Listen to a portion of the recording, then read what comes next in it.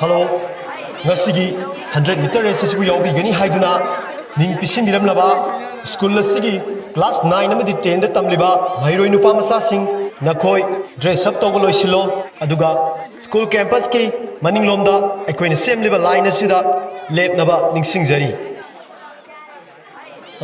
aduga Madam Rita na atopa school dagi lakpa pikliba angang sing adu nakalda haidokhidanaba khara ningthina amte yengsinbiu ꯑꯩꯈꯣꯏ ꯂꯝꯖꯦꯜ ꯑꯁꯤ ꯍꯧꯒꯗꯧꯔꯕꯅꯤꯅ ꯄꯟꯊꯨꯡꯐꯝꯗ ꯂꯩꯔꯤꯕ ꯑꯣꯖꯥꯁꯤꯡꯅ ꯑꯉꯥꯡꯁꯤꯡ ꯑꯁꯤꯅ ꯆꯦꯜꯂꯛꯄ ꯃꯇꯝꯗ ꯃꯈꯣꯏꯒꯤ ꯐꯥꯔꯁ ꯁꯦꯀꯦꯟ ꯊꯥꯔ ꯑꯃꯗꯤ ꯃꯊꯪ ꯃꯅꯥꯎꯁꯤꯡ ꯑꯗꯨ ꯀꯨꯞꯅ ꯌꯦꯡꯁꯤꯟꯕꯤꯅꯕ ꯅꯤꯡꯁꯤꯡꯖꯔꯤ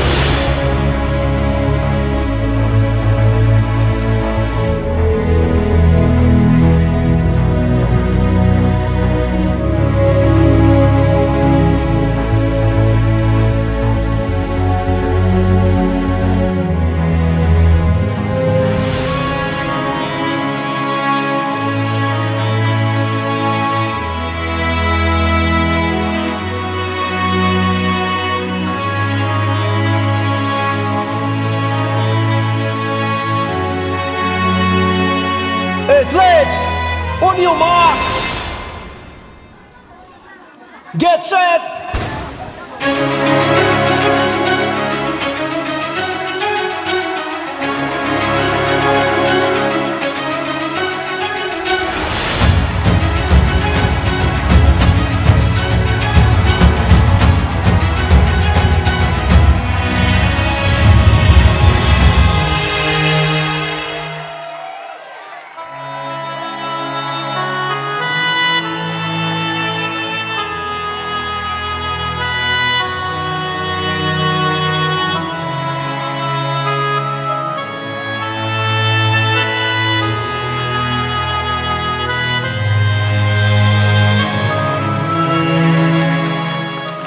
Pasta में बुक नहीं करी Malem. Tiket dah sah. next Nando.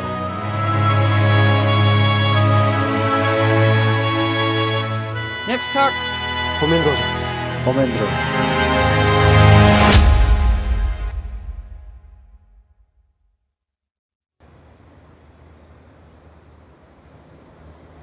Ngasai sports ki 100 meter race to wadi wai iwai na first second ta du bawdi nuai अदो ngasa 100 meter race ai lok jam ni khung na tumam chinjali ni mi ithi kai as ai 800 meter race tu chen ba ngam ba ke pa ga leite da kai de 100 meter race tu da dum loi re na ado male nang di sports ta fadana mai onjal di mai pak tong maling kai dai no da sida sum bit ki wani da bit ki wa du ne hai ji nang lamje nyam ti yang e ba ngasai oja mayam na jungak na hori du ni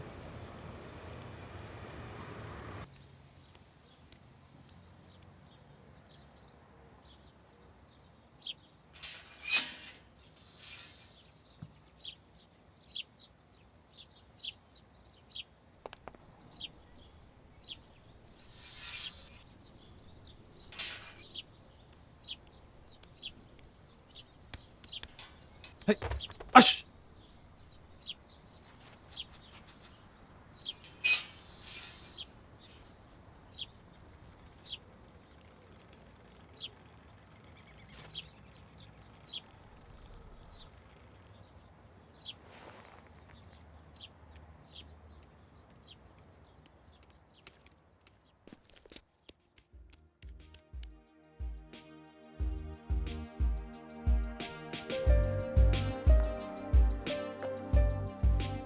Ibungo, exam su kuidrabanina khara kana honasiko. Oi ma. Ngai khone, nangbu ngan badaga tuition gi ojana pirakpa notes sing do silanbra. Adum sina lei ma. Madi tuition chappa ngamba su natre do. Ai khoina yamna hena mating pang ba su ngamba nate do. ari kaw kaw ini ma ngasi me soni hayo bane Ibungo, ngai khone, nangbu sangom sidadi thakku.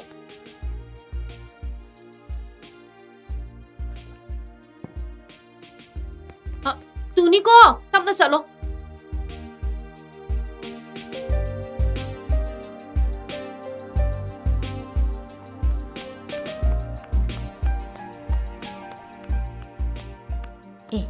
Icha la edana. Oi ma. Sango sango. ꯅꯪ ꯆꯤꯡ ꯃꯆꯤ ꯍꯣꯜꯂꯝꯃꯤꯔꯣ ꯁꯨꯝ ꯍꯣꯠꯂꯝꯃꯤꯅꯤ ꯏꯆꯥꯅꯤꯒꯤ ꯃꯔꯝꯃꯛꯄꯁꯤ ꯎꯔꯒ ꯏꯃꯥ ꯌꯥꯝ ꯅꯨꯡꯉꯥꯏ ꯅꯣꯏꯅꯤ ꯂꯝ ꯍꯦꯟꯗꯅ ꯈꯟꯅ ꯆꯩꯅꯕ ꯌꯥꯗꯦꯀꯣ ꯍꯦꯜꯂꯣꯏꯗ ꯏꯃꯥ ꯉꯥꯅꯨ ꯏꯕꯥꯅꯤꯁꯦ ꯁ꯭ꯀꯨꯜꯗꯁꯨ ꯌꯥꯝ ꯂꯨꯅ ꯇꯤꯟꯅꯩ ꯈꯪꯕꯒꯤ ꯑꯣꯖꯥꯅ ꯃꯥꯂꯦꯝꯕ ꯍꯥꯏꯅ ꯄꯨꯟꯖꯜ ꯀꯧꯖꯥꯠꯅꯤ ꯏꯕꯥꯅꯤ ꯆꯞ ꯃꯥꯟꯅꯅ ꯈꯨꯝꯖꯥꯠꯅꯤ ꯑꯗꯨꯅꯤ ꯃꯥꯂꯦꯝ ꯉꯥꯟꯕ ꯍꯥꯏꯁꯤꯗꯤ ꯑꯃꯠꯇꯅꯤ ꯐꯔꯦ ꯅꯕꯥꯅꯤ ꯂꯥꯏꯔꯤꯛ ꯄꯥꯔꯝꯃꯣ ꯅꯕꯥꯅꯤꯒꯤꯅꯦ ꯆꯉꯥꯡ ꯑꯍꯥꯎꯕ ꯑꯃ ꯏꯃꯥ ꯂꯣꯜꯂꯛꯀꯦ ꯍꯣꯏ ꯏꯃꯥ ꯁꯦ ꯉꯔꯥꯡ ꯇꯨꯏꯁꯟꯗ ꯄꯤꯔꯛꯄ ꯁꯖꯦꯁꯟꯅꯤ ꯁꯤꯟꯖꯜꯂꯨ ꯌꯥꯏꯅꯦ ꯑꯗꯨ ꯌꯥꯝ ꯃꯔꯨꯅꯤ ꯍꯥꯏꯕꯅꯤꯀꯣ ꯍꯟꯗꯛꯁꯨ ꯍꯪꯄ ꯌꯥꯏ ꯍꯥꯏꯕꯅꯤ ꯁꯤꯜꯂꯒꯦ ꯐꯖꯅ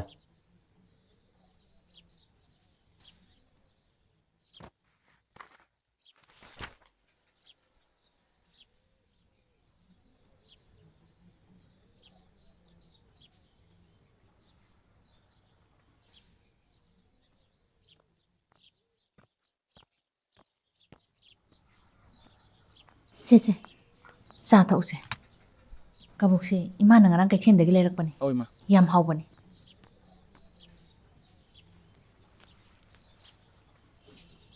ꯑꯗꯨꯗꯤ ꯅꯕꯥꯅꯤ ꯂꯥꯏꯔꯤꯛ ꯄꯥꯃꯤꯟꯅꯧꯀꯣ ꯏꯃꯥ ꯀꯩꯊꯦꯜ ꯆꯠꯂꯨꯈꯤꯒꯦ ꯏꯃꯥ ꯑꯩ ꯄꯦꯟꯁꯦ ꯏꯕ ꯌꯥꯝ ꯅꯨꯡꯉꯥꯏꯇ꯭ꯔꯦ ꯍꯣꯔꯦꯟ ꯍꯜꯂꯛꯄꯗ ꯏꯪ ꯄꯦꯟ ꯑꯝꯇ ꯂꯩꯕꯤꯔꯣ ꯍꯣꯏ ꯌꯥꯎꯔꯒꯦ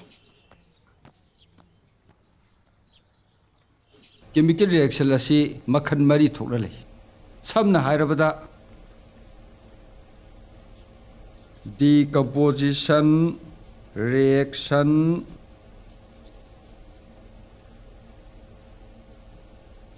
substitution reaction addition reaction precipitation reaction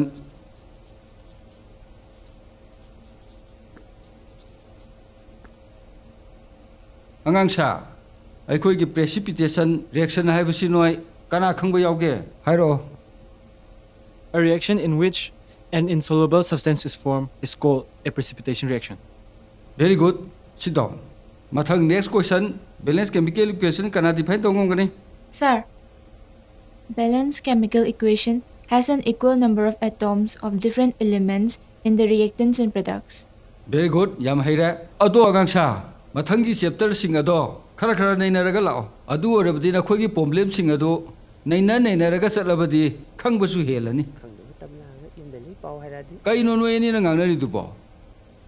Sir, malim kanum haige. Sir hadi sir. Hayune hiding badu hayune. Sir, akhoi yumda loina pala adi sir na sida kai taktoba. Adu haibu kari kiningai lege. Oza wa haige setaw. Haining ba wa tawning ba thabak haiba sidi. Matang saragadi sat haihaugadabni sat tahaugadabni.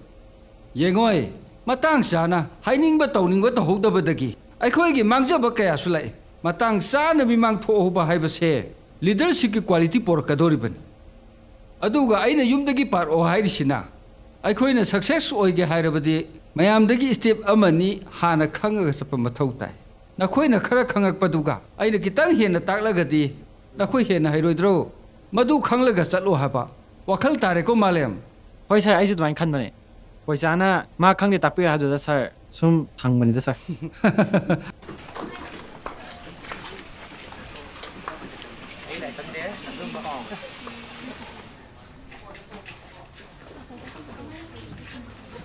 Malem, kainomta hangge. Kay hangge ano? Ay nahan sir bijogi class yu yaudre. Ado nang notes om da singe. Yagadra. Adudi ingona laiti ngam da laiki. Chalage ko.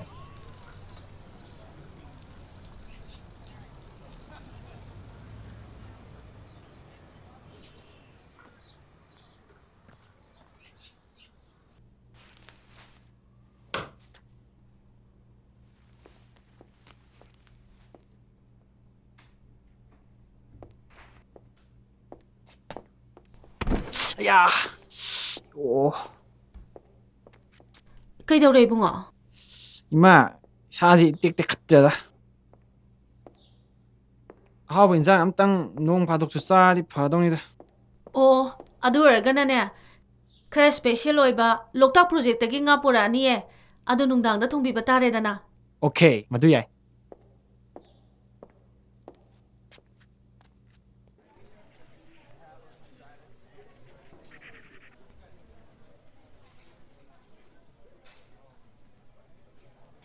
ꯀꯣꯂꯣꯝꯁꯤꯁꯨ ꯑꯃꯨꯛ ꯌꯥꯁꯜꯂꯛꯇ꯭ꯔꯦꯅꯤ ꯊꯨꯅ ꯁꯤꯟꯒꯦ ꯇꯧꯕꯁꯤꯗꯕ ꯀꯩꯅꯣ ꯉꯔꯥꯡ ꯃꯃꯥꯅ ꯂꯩꯔꯛꯀꯅꯤ ꯍꯥꯏꯕꯗꯣ ꯂꯩꯔꯛꯇ꯭ꯔꯕꯣ? ꯂꯩꯔꯛꯇ꯭ꯔꯦ.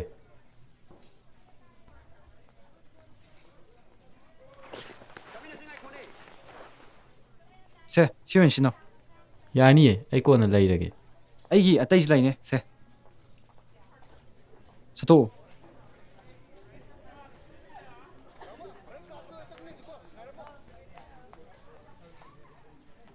ꯁꯤꯗꯤ ꯏꯕ ꯌꯥꯝ ꯅꯨꯡꯉꯥꯏꯅꯦ. ꯅꯨꯡꯉꯥꯏꯕꯅꯦ. ꯑꯗꯣ ꯍꯣꯔꯦꯟꯗꯤ ꯑꯩꯈꯣꯏꯗ ꯂꯥꯏꯔꯤꯛ ꯄꯥꯁꯤꯗꯅ. ꯍꯣꯏ ꯌꯥꯏꯌꯦ. ꯑꯗꯨ ꯏꯇꯥꯎ ꯅꯪꯁꯦ ꯑꯩꯒꯤ ꯃꯇꯦꯡꯗꯤ ꯌꯥꯝ ꯄꯥꯡꯕꯤꯀꯣ. ꯑꯩꯅꯗꯤ ꯀꯩꯝ ꯇꯧꯕ ꯉꯝꯗꯦ.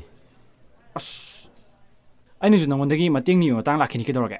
ꯏꯕꯥꯅꯤꯗꯤ ꯑꯝꯇꯅꯦ ꯍꯥꯏꯔꯦꯅ. ꯃꯇꯦꯡ ꯀꯥꯏꯅ ꯌꯥꯝ ꯄꯛꯇꯦ ꯅꯪ. ꯅꯪꯅ ꯃꯇꯦꯡ ꯄꯥꯡꯒꯦ ꯍꯥꯏꯔꯗꯤ ꯍꯣꯔꯦꯟ ꯁꯥꯏꯀꯜꯗꯣ ꯅꯪ ꯊꯧ. ꯑꯩ ꯅꯨꯡꯉꯥꯏꯅ ꯇꯨꯝꯈꯥꯏꯒꯦ. ꯑꯗꯨꯒꯤ ꯋꯥꯕꯨ ꯑꯩ ꯌꯥꯎꯔꯗꯤ ꯑꯩꯅ ꯑꯗꯨꯝ ꯊꯧꯔꯤꯗꯨꯗꯤ. ꯑꯗꯨ ꯋꯥ ꯑꯅꯧꯕꯩ ꯇꯥꯏꯞꯇ ꯏꯕꯣ ꯅꯪꯅ ꯍꯦꯟꯅ ꯄꯛꯇ꯭ꯔꯦꯕꯣ. ꯌꯥꯔꯦꯕꯣ. ꯑꯩꯅꯅꯦ ꯄꯛꯇꯕ ꯅꯝꯕꯔ 2, ꯅꯪꯅꯅꯦ ꯄꯛꯇꯕ ꯅꯝꯕꯔ 1. ꯌꯥꯔꯦ ꯌꯥꯔꯦ ꯅꯥꯀꯣꯡꯒ ꯂꯣꯏ ꯏ ꯇꯥꯔꯛꯇꯣꯔꯦ.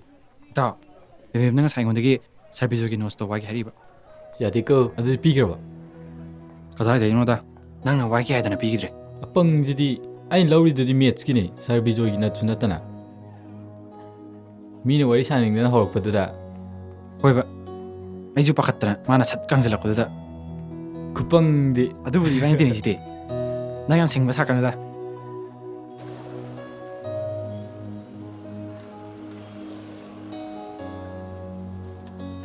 ꯉꯥꯟꯕ, ꯉꯁꯤꯗꯤ ꯌꯨꯝꯗ ꯑꯩꯈꯣꯏ ꯃꯥꯅ ꯉꯥ ꯊꯣꯡꯅꯤ ꯍꯧꯕꯅꯤ. ꯍꯣꯔꯦꯟꯗꯤ ꯑꯩꯈꯣꯏꯗ ꯆꯥꯛ ꯆꯥꯁꯤꯗꯅ. ꯌꯥꯏꯅꯦ. ꯑꯩꯗꯤ ꯉꯥ ꯊꯣꯡꯕ ꯄꯜꯂꯛꯄꯗ ꯇꯤꯟꯕꯨ ꯌꯣꯜꯂꯕꯅꯤ. ꯇꯧꯅꯤ ꯅꯪ. ꯅꯪ ꯇꯤꯟꯗꯪ ꯌꯣꯠꯄꯗ ꯅꯕꯨꯛ ꯊꯟꯗꯣꯛꯈꯤꯅꯤꯀꯣ. ꯑꯗꯨꯁꯨ ꯑꯣꯏꯊꯣꯛꯄ ꯌꯥꯔꯤ ꯄꯣꯠꯅꯤꯗ.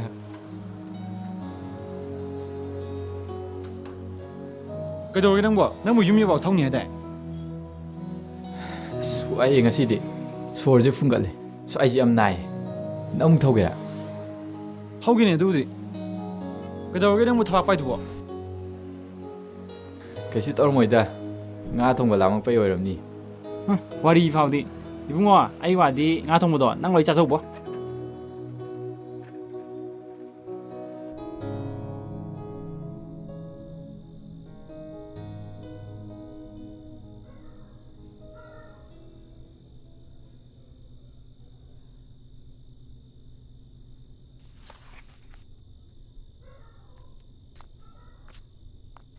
इमो नो एग्जाम डेट क्या है? Date 3 दैनी पाबुंग. ओ मागोंग बतौर अदुगा स्कूल खरा हेन फबा अमदा तमनब तौरसिको. पाबुंग अई हाना स्कूल से तमगे. मदु यादे हौजिकती अई हाइजिनी नंग हायर सेकेंडरी तमगदोरबनिना अफबा स्कूल अमदा होंगदबा यादबनी को इपान हाइजिनी. इमा, अई school होंगदी nganwa plo honge natadi talle. Ibungo, adugi warido kona khanarasi. Nangi exam do hana phajana mai pakna ba hotnagisi ko ma ko wangdaba yadabani.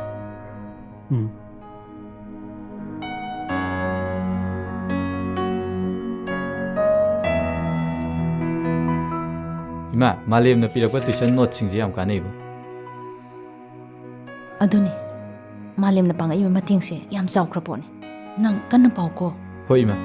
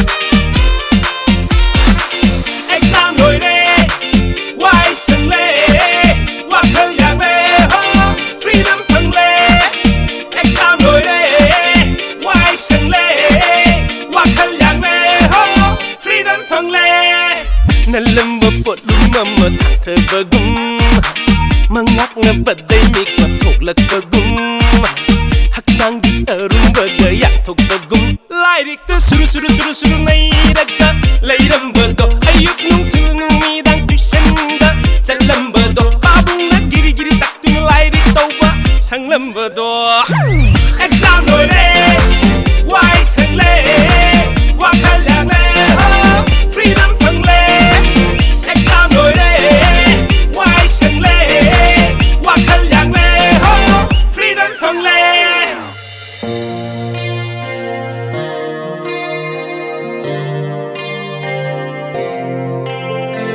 Ngasi pulamba hayeng di kainani Kalubada tamoy se koirangida Ngasi pulamba hayeng di kainani Kalubada tamoy se koirangida Ide namadagi tharak palam jelni Pantung di yaw na bahon batagani Elak ngay matamdo Tungi khali ngay noibo Ngasi gi nuai miku ase mang batare noibo Lak ngay matamdo Tungi khali ngay noibo Ngasi gi nuai miku ase mang batare noibo Lairik ta suru suru suru suru nay ragga Layram bado ayuk nung til nung midang tusanga Chalam bado babung na giri giri taktung lairik tauba Sanglam bado Exam loi re Wai sang le Wakal yang le Freedom phang le Loi re Exam loi re Wakal yang le Freedom phang le Exam loi re Wai sang le Wakal yang le Freedom phang le Exam loi re Wai sang le Wakal yang le Freedom phang le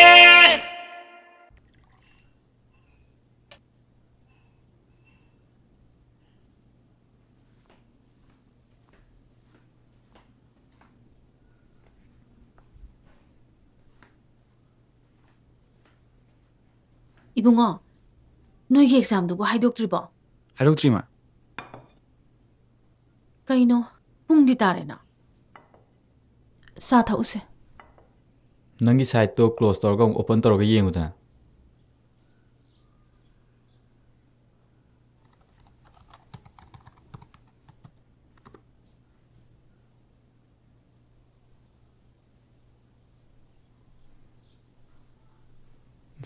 Ai nong kamai torom doino khangdre da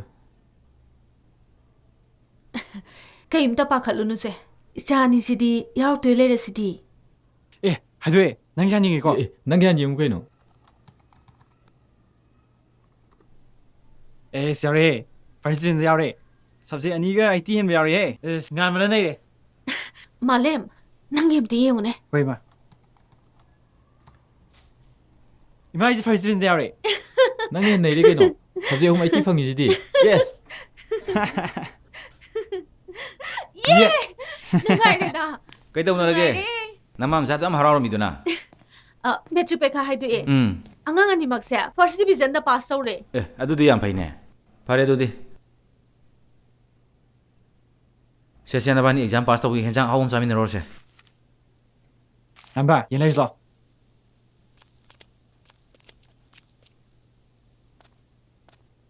School di wazara juni hoida taman gadam niko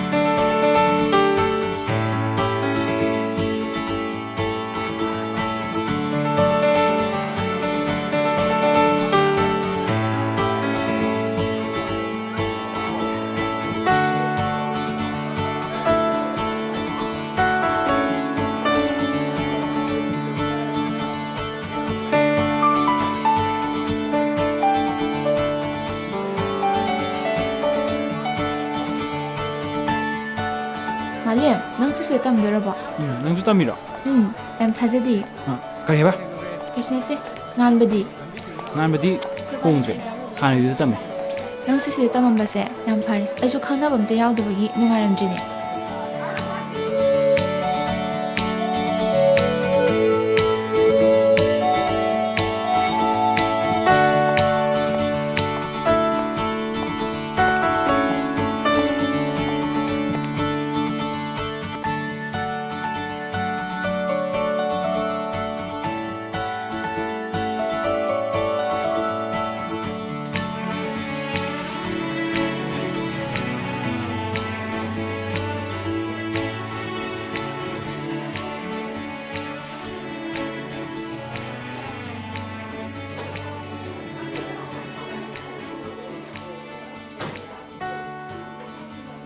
ꯏꯇꯥꯎ ꯀꯩ ꯂꯝꯗꯩꯅꯣ ꯀꯣꯡꯕꯗꯩꯅꯤ ꯑꯣ ꯑꯗꯨꯗꯤ ꯑꯩꯈꯣꯏ ꯄꯨꯟꯅ ꯐꯝꯃꯤꯟꯅꯔꯁꯦ ꯃꯃꯥꯡ ꯐꯝꯕꯁꯦ ꯌꯥꯝ ꯇꯜꯂꯦꯕ ꯂꯥꯏꯔꯤꯛ ꯌꯥꯝ ꯍꯩꯕ ꯃꯥꯟꯈꯤꯅꯦꯕ ꯏꯇꯥꯎ ꯅꯣꯏ ꯁꯥꯏꯔꯣ ꯁꯤꯕꯣ ꯑꯩꯗꯤ ꯍꯥꯏꯅꯤꯡꯗ꯭ꯔꯦꯁꯦ ꯅꯠꯇꯦꯍꯦ ꯑꯩꯈꯣꯏ ꯍꯥꯏ ꯁ꯭ꯀꯨꯜ ꯇꯝꯃꯤꯟꯅꯔꯛꯄꯅꯤ ꯑꯩꯈꯣꯏ ꯃꯌꯥꯝ ꯁꯨꯝ ꯐꯥꯒꯤ ꯇꯧꯕꯅꯤꯀꯣ ꯑꯩꯒꯤ ꯃꯤꯡꯅ ꯍꯦꯝꯕ ꯑꯗꯨꯒ ꯃꯥꯒꯤꯅ ꯅꯧꯆꯥ ꯃꯅꯤꯡꯒꯤꯁꯤꯅ ꯏꯃꯣꯕ ꯑꯗꯨꯒ ꯑꯃ ꯋꯥ ꯉꯥꯡꯗꯅ ꯇꯨꯃꯤꯟ ꯇꯥꯕꯁꯦ ꯑꯁꯤꯅ ꯂꯦꯝꯕ ꯃꯤꯡꯁꯤꯒ ꯃꯁꯛꯁꯤꯒ ꯌꯥꯝ ꯆꯥꯟꯅꯗ꯭ꯔꯣ ꯑꯋꯥꯕ ꯅꯣꯏ ꯃꯌꯥꯝ ꯎꯕꯗꯅꯦ ꯑꯩ ꯂꯦꯝꯅ ꯑꯗꯨꯝ ꯂꯩꯖꯔꯕꯅꯤꯀꯣ ꯌꯥꯔꯦ ꯑꯣꯖꯥ ꯍꯥꯄꯨ ꯈꯨꯆꯨꯗꯨꯒ ꯍꯥꯏꯔꯗꯤꯅꯦ ꯃꯤꯡꯗꯣ ꯄꯣꯄꯥꯏ ꯀꯧꯕꯅꯦꯅ ꯆꯥꯅꯅꯤ ꯑꯩꯒꯤ ꯃꯤꯡꯅ ꯃꯥꯂꯦꯝ ꯑꯗꯣ ꯑꯩꯈꯣꯏ ꯉꯁꯤꯗꯒꯤ ꯑꯩꯈꯣꯏ ꯃꯉꯥꯁꯦ ꯄꯨꯟꯅ ꯐ꯭ꯔꯦꯟ ꯑꯣꯏꯔꯁꯤꯀꯣ ꯍꯣꯏ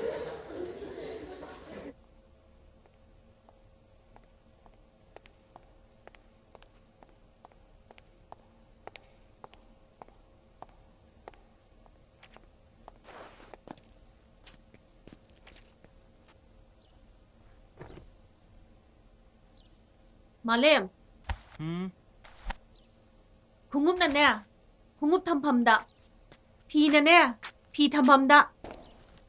Nang na sum sai sela adi ne. Ima di lotion ba yang wai ye. Nang su ne. Nasa na khara khangjagadaba ne. Ima nachaje khara tanba Tanba haraga ne. Nungai boy na khalladi yararoi ye. Ngai khone. Nang ki school anobdu kamai tauge. Nungai bra. ꯈꯪꯗꯦ ꯏꯃꯥ ꯅꯨꯡꯉꯥꯏꯔ ꯅꯨꯡꯉꯥꯏꯇ꯭ꯔꯤꯔ ꯍꯧꯗ ꯉꯥꯏꯔꯤꯅꯤꯅ ꯉꯥꯟꯕꯁꯤ ꯄꯨꯟꯅ ꯇꯝꯃꯤꯟꯅꯔꯝꯃꯗꯤ ꯅꯨꯡꯉꯥꯏꯗꯧꯕ Hoida. Yam khanjalurano. Noeni do school pundrasu adum tina doi tuti.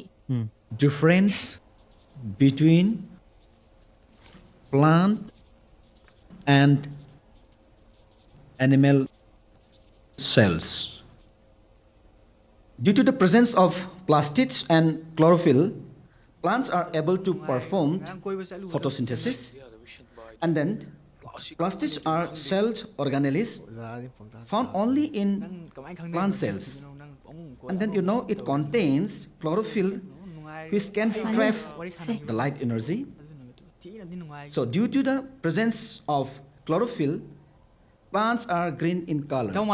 ꯑꯩꯈꯣꯏ ꯃꯈꯥ ꯇꯥꯔꯛꯄꯁꯤꯗꯤ ꯑꯩꯈꯣꯏ ꯈꯔ details ꯑꯣꯏꯅ ꯄ꯭ꯂꯥꯁꯇꯤꯛꯁꯀꯤ ꯃꯇꯥꯡꯗ ꯑꯩꯈꯣꯏ ꯌꯦꯡꯁꯤ ꯄ꯭ꯂꯥꯁꯇꯤꯛꯁ then photosynthesis ꯑꯁꯤ ꯅꯨꯄꯤ ꯃꯁꯛ ꯐꯖꯕꯤꯁꯤ ꯑꯩꯈꯣꯏ ꯏꯇꯥꯎ ꯃꯥꯂꯦꯝꯗ ꯇꯨꯃꯤꯟ ꯇꯨꯃꯤꯟ food ꯌꯦꯡꯁꯤ storage ꯏꯇꯥꯎ ꯃꯥꯂꯦꯝ ꯑꯁꯤ ꯅꯨꯄꯤꯁꯤ ꯀꯣꯏꯁꯜꯂꯣ ꯃꯁꯛ ꯍꯥꯏꯔ available ꯑꯔꯣꯏꯕꯤꯗ in ꯐꯖꯩ plant cells. ꯅꯥꯎꯆꯥ ꯑꯣꯖꯥꯅ ꯂꯥꯏꯔꯤꯛ ꯇꯥꯛꯏꯁꯦ Hey, ꯃꯅꯤꯡꯗ ꯂꯥꯡꯉꯤꯁꯤꯗ ꯍꯧꯒꯠꯂꯨ ꯍꯧꯒꯠꯂꯨ ꯅꯈꯣꯏ ꯑꯩꯁꯨ ꯎꯁꯤꯠꯇ꯭ꯔꯤꯔꯥ ꯍꯥ ꯉꯁꯥꯏꯗ ꯑꯩ ꯂꯥꯏꯔꯤꯛ ꯇꯥꯛꯏꯁꯦ ꯅꯣꯏ ꯐꯥꯒꯤꯅꯦꯅ ꯈꯟꯕ꯭ꯔꯣ ꯀ꯭ꯂꯥꯁꯇ ꯗꯤꯁꯇꯔꯕ ꯇꯧꯗꯣꯏ ꯇꯥꯔꯗꯤ ꯅꯈꯣꯏ ꯃꯄꯥꯟ ꯊꯣꯛꯈ꯭ꯔꯣ ꯁꯥꯔ ꯑꯩꯅ ꯑꯩꯁꯦ ꯀꯅꯥꯗꯅꯣ I say you get out.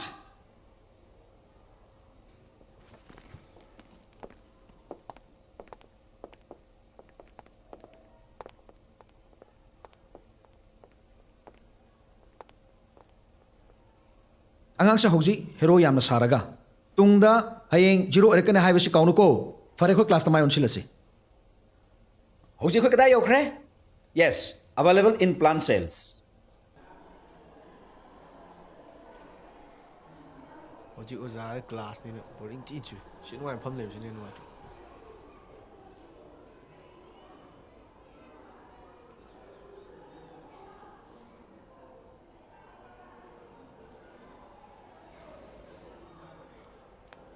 ꯑꯩꯅ ꯇꯣꯏꯂꯦꯠ ꯑꯃ ꯆꯪꯒꯦ ꯉꯥꯏꯔꯝꯃ ꯍꯥꯏꯔꯒ ꯅꯣꯏꯗꯤ ꯁꯤꯗ ꯀꯩꯗꯧꯔꯤꯕ ꯎꯁ ꯀ꯭ꯂꯥꯁꯁꯦ ꯆꯥꯡꯊꯣꯛꯇ ꯉꯥꯏꯔꯤ ꯑꯣꯖꯥꯅ ꯑꯃꯨꯛ ꯁꯤꯗ ꯎꯈ꯭ꯔꯗꯤ ꯑꯩꯈꯣꯏꯗꯤ ꯁ꯭ꯀꯨꯜꯗ ꯆꯥꯡꯊꯣꯛꯄ ꯁꯣꯏꯔꯣꯏ ꯅꯪꯁꯨ ꯏꯕꯣ ꯌꯥꯝ ꯈꯟꯃꯟꯈ꯭ꯔꯦ ꯑꯩꯈꯣꯏ ꯂꯦꯝꯕꯒ ꯀꯝꯄꯤꯇꯤꯁꯟ ꯇꯧꯔꯤꯕ꯭ꯔꯣ ꯄꯨꯟꯁꯤꯁꯦ ꯃꯈꯜ ꯃꯈꯜ ꯉꯥꯛꯇꯅꯤ ꯀꯩꯗꯧꯔꯒꯦ Sume sume. Lang mo tanda lang ga like pa mo tanda para loy. Natro ito. Na du yam pakhali to kai gino. Nang da makhoi shu am lai si di. Noi paisida kade ba pano. Ozana urdi. Kayo nito isbo. Just relax. Crime na tiya ko into rise. Malem nang chingin ge bro. Tale, ngamrai. Principal la he.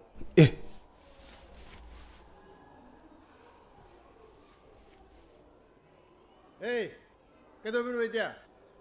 Class tawag doon mo iya? Noy, wazak na class no? Sir, ko to chalo.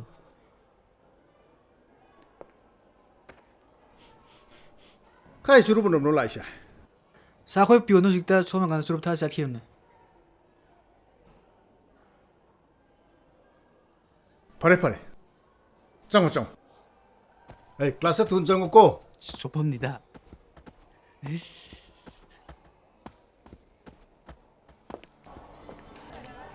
너 이제 벌팁 싼 따에. CD polo pude ni gino. 야, 얘네 파산. Hi. Section gay party no. Ay su admission daw ka no section na lagi na. Masak suga. Ya ay na sakti no. 야, 얘네 파산. 오 야래 야래 야래 야래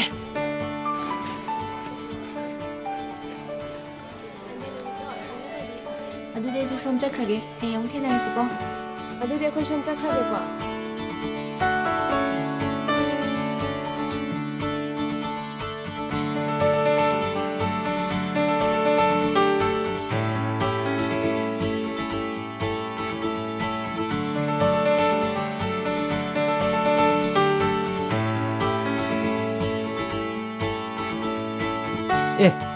CD karam section gino Zine, yaine. Wow, fazini. Fazai ka hai harau. Fazai ka hai sida harau singuni. Oi, nanaro tadro. Kaino, fagiro. Inaise, ware, khodi ne ro kuda. Juli ni. Mem, tumflo. Jadi ko, mi dili jaba kaise. Teslo. Ses, jadi ko mim sadi.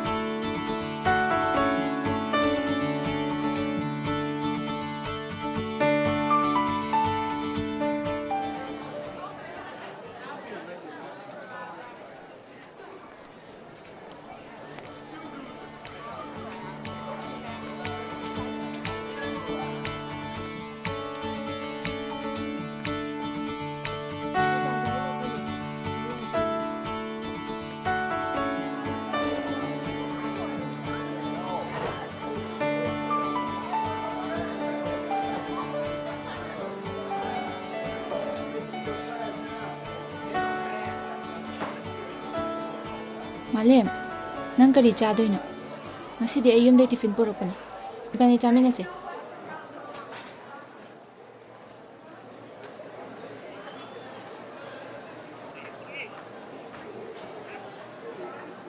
뱀뱀, 아이 이만하지 nga chamin yorge. 저기 거.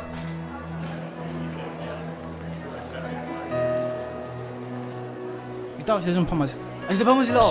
시좀 파마지 미. Asida na nung araw ito. 또 이따 시좀 파마지. 딸리는 시디 까이누니. Siya ako pa mo sila. 야로 시든 짜지. Asang mo sila. 야로 미. Yung na matan pam lai. 시다 야래 게도. Asang mo sila ako si wari sa nung sila. 야로 짜지 게도.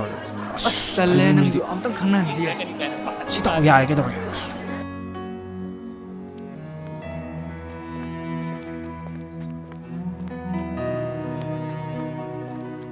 Ma, Malim school halakhrabo. Haima, ngan ba? Malem di halaktriye. Halakpa matam di orabane. Kaidorabano khangde. Ma se handakti khara khara thengna halaine. Oh, ma adu de ayung chatlogi ki. Ngai khone ngan ba. Nga ngai ge sungai udana. Nangbu nungai ribo. Nungai ri ma. Ma di amo hala aga tuition chatke harakani. Thaba athu balai rabo nangbo. Kai haigada balai ge. Asu leite de ma. Sum hanta khara thengna dabu du koi rakpani. Ai amu ko na la agi ma. Ho hoi, phare phare.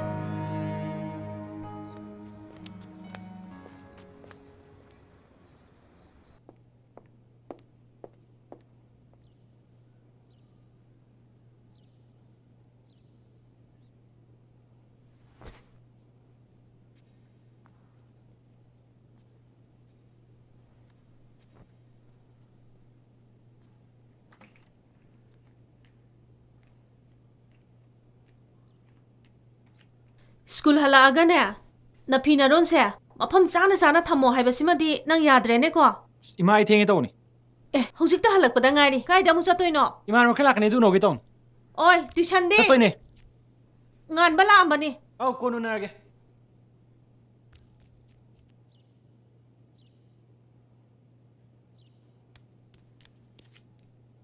Ibungo kaidano? Asau thoge tong. Masing ang ngor rum tawre ni.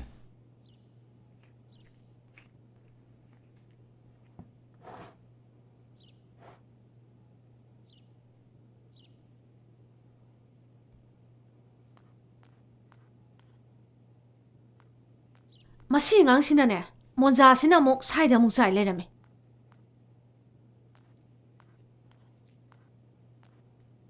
Nasan sa gitu kaidano? Mama na ba khara lakani. Asai bok thoge na. Hairame. Adura nang yari ba? Fajari ne. Nasan pa do hanag yaman adram ni. Nang kari yang siluko. Angang sang si yam na maru iba chapter ama nainagani. Hariba chapter si human physiology on nainagani. Hariba chapter si competitive exam do oigera, board ki exam oigera. Aduma question si soidna hangla aga bani. Aduna hariba chapter si kharkumna nainarshiko. Human digestive system consists of two main parts. Number 1, alimentary canal. Number 2, digestive glands. Ma'am, nang kaya doon yung ito? Kasi natin, sir. Okay, pay attention. Digestive system ki matang damuk yang si.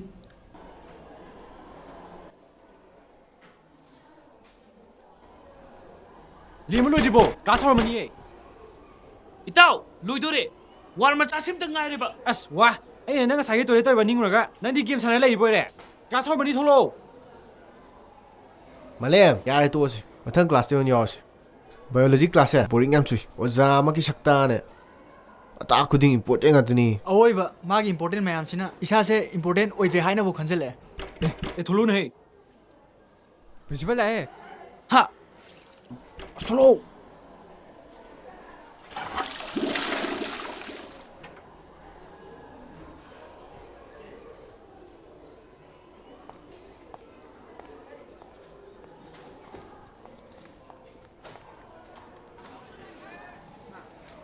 Malem, nandi tuition su laktre, class yaudre, and notes in bibani. Say.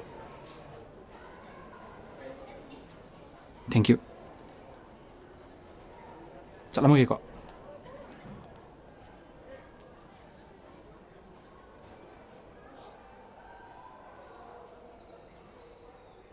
Malem, chala me kai dum chau so. Nai cycle do sitha mama. Cycle do nga tharam. Sitham mu Tung jaro lao. Kem to roi ko. Kasi to re dum. Ai tung age. Lau malem tung lo. Musu yai. Kai no, kai ba nui chase. Dai de no mek te si ai da ku. Lao lao. Lau malem tung lo. Tung lo. Chase lo.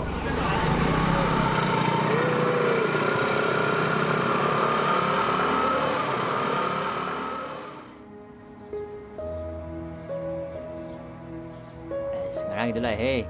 Ngasi sedum fazai ko. mani. Lau, khai lau kan di. Yumandorbo, ngasi di ngarang ki yam naiba saba nupa do laktrabo. Ngasi no hero do laktromni na. Akoi na mo hero satare da na. No hero do ngasi di nupi to pong wasala mani ne.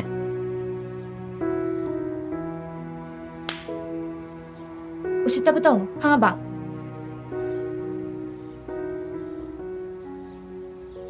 Sino pisi di dami.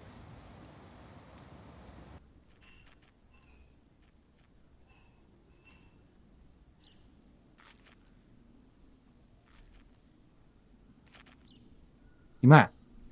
Ah, phone am ta. Kai do ge haino. Cái nó sum.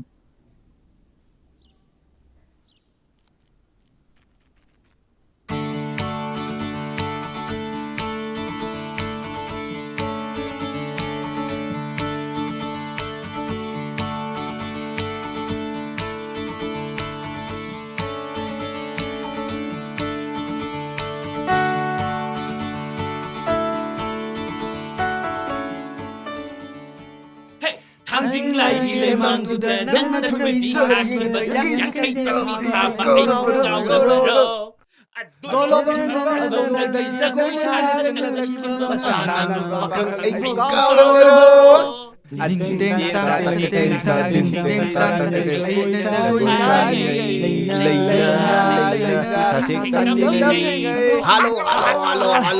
인토키반 누빠두부 따모라 뱀뱀 라에 뱀뱀 kem khalino aiding amnibo Noi nupi bem bem se amta khangna ge dana Kajin Pinoy. Like kay man namin ba? 예 너희 샤이 나더라 Nate, school tamin na pinimi. 스쿨 담미나 가더라게 스쿨 땡 아더니 Like kay man namin ba? 레카르게 스쿨로게 짝 만나도 시간이 파리시 누이 샤이 오이드라바디나 아이 꼬이르기드나 as winner ge hana biro he masak ta nate mana pairi hanki sisu posek ta tai Chalo. 삭지가 강다 강나도 5데이 좀 해절게 봐 Talli no is dibi ko. as ai kau ge se Thok tong no cha. 그이도우게 Kau no. kop실로 아이 거기 Thok tong no kau no ba. 낭부 누이 나마나비니 하이당니 Adu yaro ba.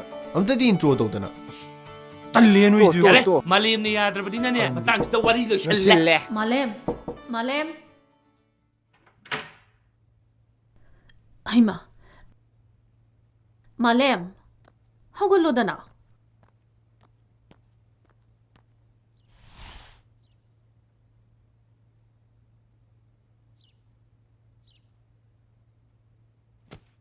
말렘 뿡 아따레 허글로 hꯧ직 파버 뚜미두부 가이기노 하 허글로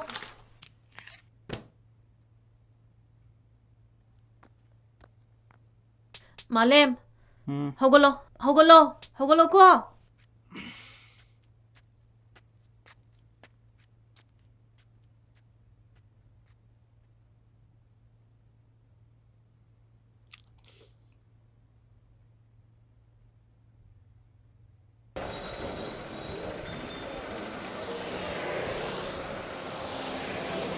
Nanba, nungaribo. Nungariye. Nang nasado change so mal pasalam. Aduna school chale Ai hakchang khara ngamdi. Ngasi di chatlaroi. Ngasi ji malem gi birthday ni. Ai ma school chatringai ji da gift sem ta piru ge tawun. Oh, ngasi maleng gi birthday ni ko. Hoi ni chumine. Ai di school doine wish tawrag. Hoi. Fare du dei su changu gi ge. Hoi phare chango.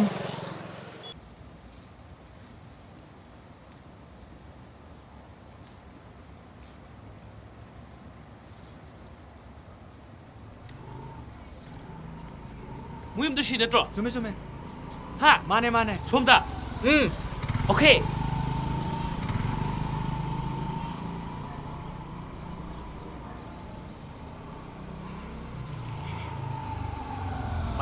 말렘 짜실로 Ai sakal na. 사kal도 또 오시면 시도 동어세 라오시 동로 가컬로 Hoi, chal.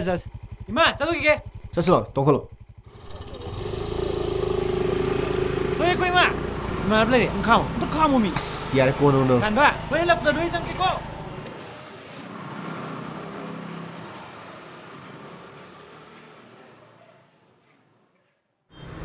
이따오 ngasi nangi party ni na yam nungai bu ni kaino laik ti chahi chu badum tam malai ni kaino ngasi nangi special oi bu che school changlo she kaim chalo she ba to male sisu pano education ni kaino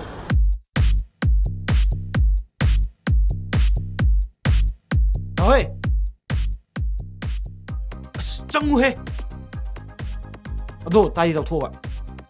as sina farni lo Hoi. 라오라오 짱슬라오 오이 정우해 이게 잘좀 재라 itao ene facebook da khangna banu pi do masaka di lek laura loi he masaka di Lele hai di kaino. is adu bo khangda ba ai di loi jare hai jini madu 신호 바시오니 아슈메이 와팅가 대만 떠올레도 시오니 비 와링가 대만 떠도시 이따오 능 바데세 한dakka 타르가 꺄르노 수도이세 Kaino hai amtang tau dangari. 아도 마탕 타수 떡시 하바 Yaro hai. 파이데 양 떠오미 수상 떠리바 akoi he ma di Bani facebook da birthday ga di as mari 떠우리네 마디 뚱 떠우리네 아이 웨터 샤바 락지부 능고 미숑로이 ngaina leine nairadam 말레는 바디 ngasi gan lei tai na ta ngasi malem badi kharne shi ba khoi myam khar taw se ba ya do nairadam taw si ko sing ba yore pure 세 yang wali na polate woo naira se he Ya noi bo, khalau ki jira. kalo ni Ya noi kau ning ba ko. 자기다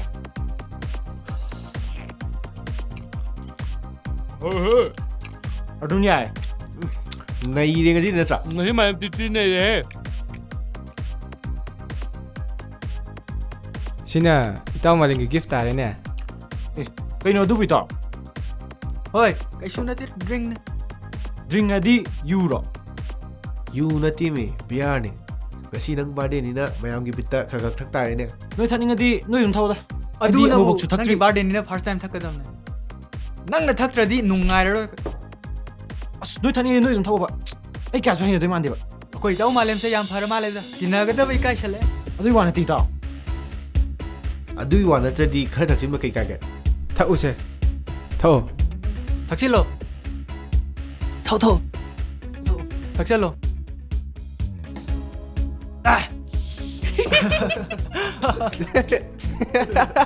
ꯑꯁ ꯋꯥꯁꯤꯕꯨ ꯅꯣꯏ ꯀꯃꯥꯏꯅ ꯊꯛꯅꯩꯅꯣ ꯁꯤꯕꯣ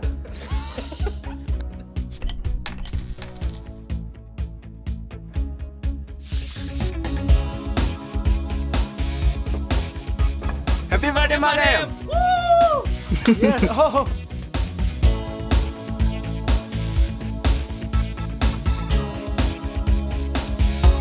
ꯀꯩꯗꯧꯔꯒꯦ ꯀꯤꯁ ꯇꯧꯒꯦ ꯑꯩ ꯋꯥꯁꯔꯨꯝꯗ ꯆꯪꯒꯦ ꯑꯥꯎ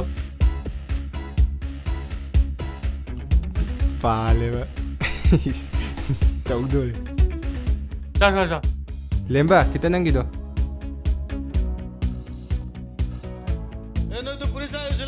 ꯑꯦ ꯍꯥ ꯊꯣ ꯃꯥꯂꯦꯝꯗꯤ ꯍꯣꯏ ꯃꯗꯨ ꯃꯇꯝꯗꯗꯤ ꯆꯠꯂꯁꯤꯔꯣ ꯉꯥꯏꯈꯨ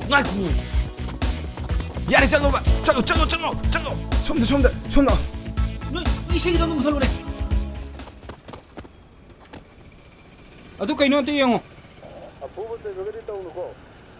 ꯁꯥꯔ ꯁꯤꯗꯤ ꯌꯥꯝ ꯐꯖꯅ ꯊꯛꯊꯔꯝꯃꯤꯅꯦ ꯅꯣꯏ ꯇꯧꯅꯨ ꯌꯥꯗ꯭ꯔꯦ ꯍꯥ ꯅꯣꯏ ꯌꯥꯝ ꯂꯝ ꯍꯦꯜꯂꯕ ꯅꯣꯏ ꯁꯥꯔ ꯁꯤꯗ ꯁ꯭ꯀꯨꯜ ꯗ꯭ꯔꯦꯁ ꯁꯦꯠꯄ ꯑꯉꯥꯡ ꯑꯃꯁꯨ ꯂꯩꯔꯝꯃꯤꯅꯦ ꯁꯣꯝꯗ ꯄꯨꯁꯜꯂꯛꯑꯣ ꯏꯁ ꯑꯗꯥꯏꯅ ꯂꯛꯀꯅꯨꯗ ꯑꯩꯅ ꯀꯩꯗꯧꯔꯒꯦ ꯑꯩꯅ ꯀꯩꯗꯧꯔꯒꯦ ꯀꯥꯏ ꯈꯨꯄꯥꯛ ꯄꯥꯛ ꯂꯥꯎ ꯊꯥꯖꯤꯜꯂꯗꯤ ꯃꯈꯥ ꯇꯥꯕꯗꯤꯅꯦ ꯄꯨꯂꯤꯁ ꯁ꯭ꯇꯦꯁꯟꯗ ꯍꯪꯉꯨ ꯂꯥꯎ ꯆꯠꯂꯣ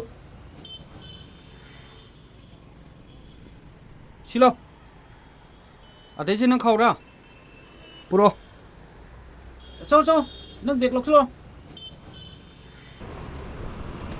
ꯆꯍꯤꯁꯨ ꯁꯨꯗ꯭ꯔꯤꯕ ꯑꯉꯥꯡꯅꯦ ꯇꯧꯔꯤꯁꯦ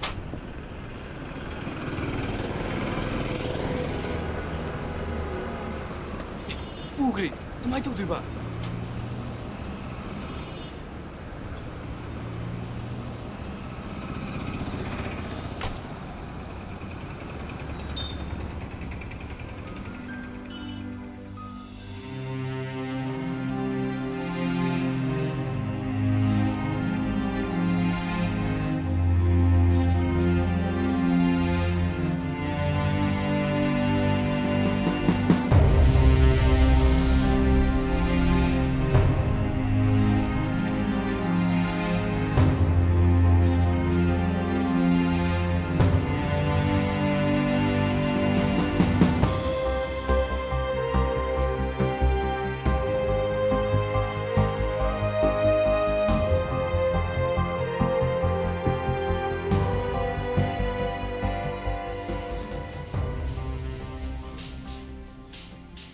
ꯀꯩꯅꯣꯝꯇ ꯑꯣ ꯃꯥꯂꯦꯝꯒꯤ ꯏꯃꯥ ꯄꯥꯕꯨꯡ ꯑꯣꯏꯕꯤꯔꯕ ꯑꯧ ꯃꯥꯅꯦ ꯂꯦꯡꯁꯤꯟꯕꯤꯌꯣ ꯆꯪꯁꯤꯜꯂꯛꯑꯣ ꯅꯨꯄꯥ ꯃꯆꯥꯁꯤꯒꯤ ꯃꯃꯥ ꯃꯄꯥ ꯑꯣꯏꯕꯤꯔꯕ ꯑꯧ ꯃꯥꯅꯦ ꯄ꯭ꯔꯤꯟꯁꯤꯄꯥꯜꯁꯨ ꯀꯧꯖꯔꯕꯅꯤ ꯐꯝꯕꯤꯌꯨ ꯏꯕꯨꯡꯉꯣ ꯂꯦꯡꯁꯤꯜꯂꯛꯑꯣ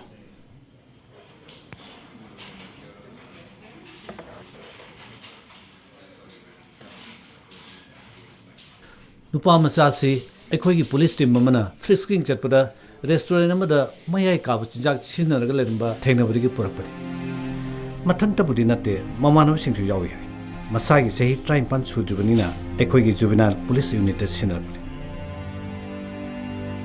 ꯖꯨꯕꯤꯅꯥꯏꯜ justice care and protection of children ꯑꯦꯛꯀꯤ ꯃꯈꯥꯗ ꯆꯍꯤ 19 ꯁꯨꯗ꯭ꯔꯤꯕ ꯃꯤꯑꯣꯏꯁꯤꯡꯁꯤ ꯑꯩꯈꯣꯏꯅ ꯑꯉꯥꯡꯅꯤ ꯍꯥꯏꯅ ꯂꯧꯏ ꯃꯈꯣꯏꯁꯤ ꯁꯣꯁꯥꯏꯇꯤꯁꯤꯒꯤ ꯇꯨꯡꯒꯤ ꯌꯨꯝꯕꯤꯔꯦꯜꯅꯤ ꯑꯗꯨꯅ ꯃꯈꯣꯏꯕꯨ ꯉꯥꯛꯄꯤ ꯁꯦꯟꯕꯤꯕ ꯍꯥꯏꯕꯁꯦ ꯇꯉꯥꯏ ꯐꯗꯕꯅꯤ ꯍꯥꯏꯗꯨꯅ ꯃꯈꯣꯏꯕꯨ ꯑꯔꯥꯟꯕ ꯂꯝꯕꯤꯗ ꯆꯠꯈꯤꯗꯅꯕ ꯍꯣꯠꯅꯕꯤꯒꯗꯕꯅꯤ ꯅꯨꯄꯥ ꯃꯆꯥꯁꯤ ꯆꯍꯤꯁꯨ ꯌꯥꯝꯅ ꯅꯧꯔꯤ ꯑꯍꯥꯟꯕ ꯁꯤꯖꯤꯟꯅꯕꯅꯦꯁꯨ ꯍꯥꯏ ꯑꯗꯨꯅ ꯃꯃꯥ ꯃꯄꯥꯅꯤꯅ ꯅꯤꯡꯊꯤꯖꯅ ꯋꯥꯈꯜ ꯇꯥꯅꯕ ꯃꯇꯨꯡꯗ ꯑꯃꯨꯛ ꯇꯧꯗꯅꯕ ꯍꯣꯠꯅꯕꯤꯒꯗꯕꯅꯤ ꯑꯩ ꯅꯨꯄꯥ ꯃꯆꯥꯁꯤ ꯁꯤꯟꯅꯖꯔꯒꯦ ꯐꯣꯝꯁꯤꯗ ꯁꯥꯏꯟ ꯑꯃꯇ ꯇꯧꯕꯤꯌꯨ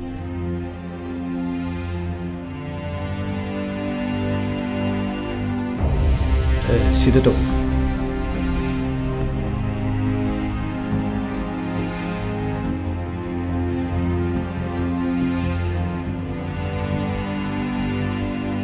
ꯆꯠꯆꯔꯨꯈꯤꯒꯦ ꯐꯔꯦ ꯐꯔꯦ ꯄꯨꯕꯤꯈ꯭ꯔꯣ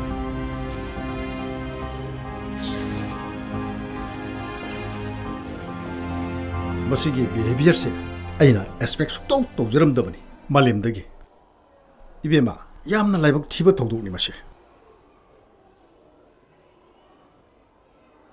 이봉호 ꯈꯣꯏ 이베마 ꯈꯣꯏꯁꯨ ꯌꯥꯝꯅ ꯐꯕ ꯔꯤꯄꯣꯔꯇꯦꯠ ꯐꯦꯃꯤꯂꯤ ꯑꯃꯗꯒꯤꯅꯤ ꯍꯥꯏꯕꯁꯦ ꯑꯩ ꯈꯪꯖꯩ ꯑꯗꯨꯕꯨ ꯁ꯭ꯀꯨꯜ ꯑꯁꯤꯗ ꯑꯁꯤꯒꯨꯝꯕ ꯕꯤꯍꯦꯕꯤꯌꯔ ꯑꯁꯤꯅ ꯁ꯭ꯀꯨꯜꯁꯤꯒꯤ ꯃꯤꯡꯆꯠ ꯊꯤꯍꯜꯂꯦ ꯍꯥꯏꯕꯁꯦ ꯃꯁꯤ ꯌꯥꯕꯤꯌꯨ ꯊꯧꯗꯣꯛ ꯑꯁꯤꯅ ꯁ꯭ꯀꯨꯜ ꯑꯁꯤꯗ ꯌꯥꯝꯅ ꯐꯠꯇꯕ ꯏꯝꯄꯦꯛ ꯑꯃ ꯄꯤꯔꯦ ꯍꯥꯏꯕꯁꯦ ꯃꯁꯤ ꯈꯪꯖꯤꯟꯕꯤꯌꯨ ꯁꯔ ꯑꯩꯈꯣꯏꯁꯨ ꯃꯥꯕꯨ ꯁꯦꯟꯅꯖꯗꯕ ꯀꯦꯌꯔ ꯂꯧꯖꯗꯕꯗꯤ ꯅꯠꯆꯗꯦ ꯑꯃꯕꯨ ꯑꯣꯏꯔꯦ ꯑꯦꯛꯁꯟ ꯈꯔ ꯂꯧꯗ꯭ꯔꯒꯗꯤ ꯕꯣꯔꯗꯀꯤ ꯃꯦꯝꯕꯔꯁꯤꯡꯅ ꯑꯩꯉꯣꯟꯗꯁꯨ ꯋꯥꯔꯧꯔꯛꯀꯅꯤ ꯑꯗꯨꯅ ꯑꯍꯥꯟꯕ ꯑꯣꯏꯅ ꯋꯥꯔꯅꯤꯡꯁꯤ ꯄꯤꯔꯕꯅꯤ ꯃꯈꯥ ꯇꯥꯕ ꯗꯤꯁꯤꯄ꯭ꯂꯤꯟ ꯀꯥꯏꯕ ꯊꯕꯛ ꯇꯧꯔꯛꯂꯕꯗꯤ ꯁ꯭ꯀꯨꯜꯁꯤꯗ ꯇꯝꯍꯟꯗꯕꯒꯤ ꯗꯤꯁꯤꯖꯟ ꯐꯥꯎꯕ ꯂꯧꯔꯛꯄ ꯌꯥꯏ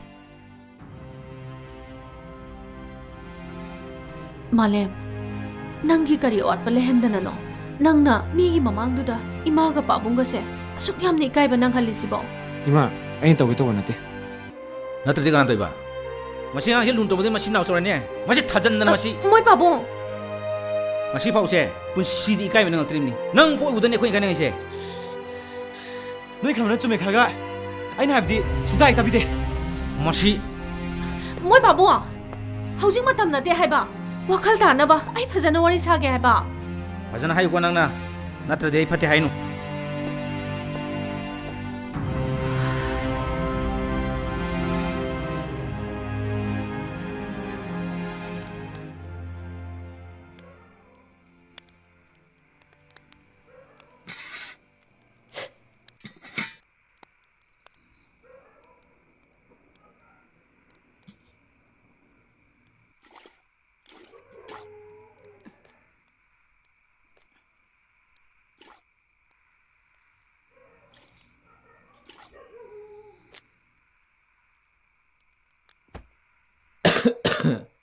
이붕어, 이붕어. ꯍꯥꯎ ꯏꯃꯥ ꯅꯪ ꯈꯔꯥꯏꯁꯦ ꯑꯝꯇ ꯂꯧꯊꯣꯛ ꯂꯥꯎ. ꯑꯧ ꯂꯥꯛꯀꯦ ꯏꯃꯥ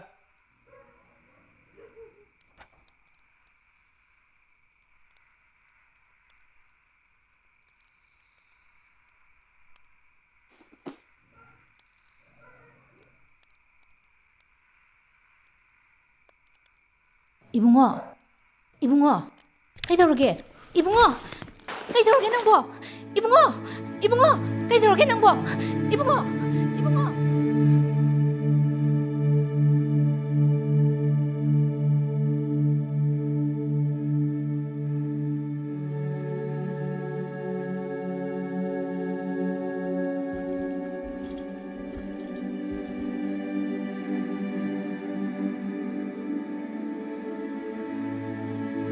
시기 비헤비어스 ꯑꯩꯅ ꯑꯦꯛꯁꯄꯦꯛ ꯁꯨꯛꯇꯧ ꯇꯧꯖꯔꯝꯗꯕ ꯃꯥꯂꯦꯝꯁꯦ ꯃꯁꯤ ꯑꯉꯥꯡꯁꯤ ꯂꯨꯟ ꯇꯧꯕꯗꯤ ꯃꯁꯤ ꯅꯥꯎ ꯆꯧꯔꯅꯤ ꯃꯁꯤ ꯊꯥꯖꯟꯗꯅ ꯃꯁꯤ ꯃꯣꯏ ꯄꯥꯕꯨꯡ ꯃꯁꯤ ꯐꯥꯎꯁꯦ ꯄꯨꯟꯁꯤꯗꯤ ꯏꯀꯥꯏꯕ ꯅꯪꯉꯛꯇ꯭ꯔꯤꯕꯅꯤ ꯅꯪ ꯄꯣꯛ ꯎꯗꯅꯤ ꯑꯩꯈꯣꯏ ꯏꯀꯥꯏꯅꯉꯩꯁꯦ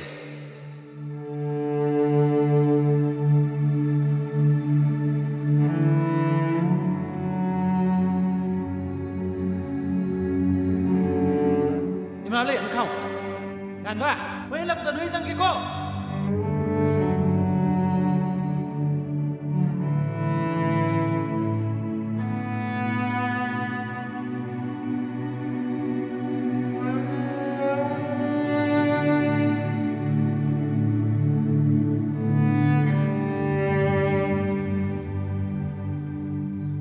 간다 간다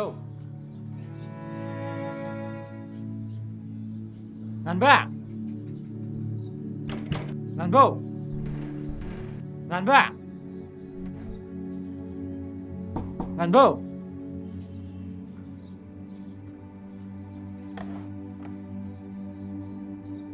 Kakak, ngan boy si miyam talay budi, kaca kasan. Ibungo, ngan badu yam kanna nari ne, ngarang ahing ne, mama na kau bulak na, koi mayam na porompat kitu tu pukat piram ne. Madudagi hauju papa halak bani, doktor na kari harap jano. Kayo na ngam di jano. Sab sab di khang di, sor hun bunungai ti hai. Akoi ju tin biram maga, ahing na ka thengjilak pane, mama am sa thana maga dum hale. Pare dudi ka ayong chacharugi. Hoi hoi, chalo chalo.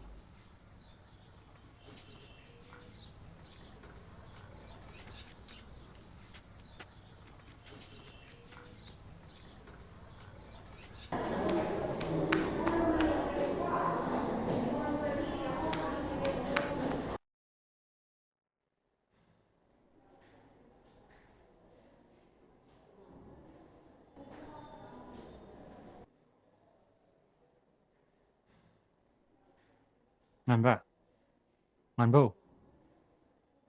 ꯉꯥꯟꯕ ꯉꯥꯟꯕ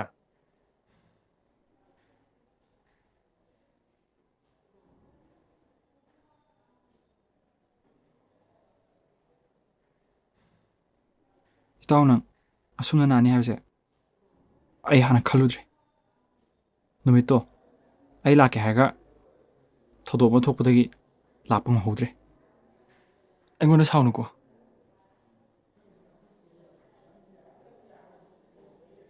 Malem.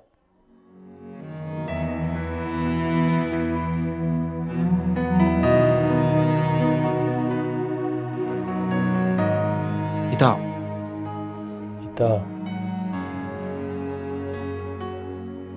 ꯌꯥꯝ ꯊꯨꯅ ꯐꯔꯣ ꯏꯇꯥꯎ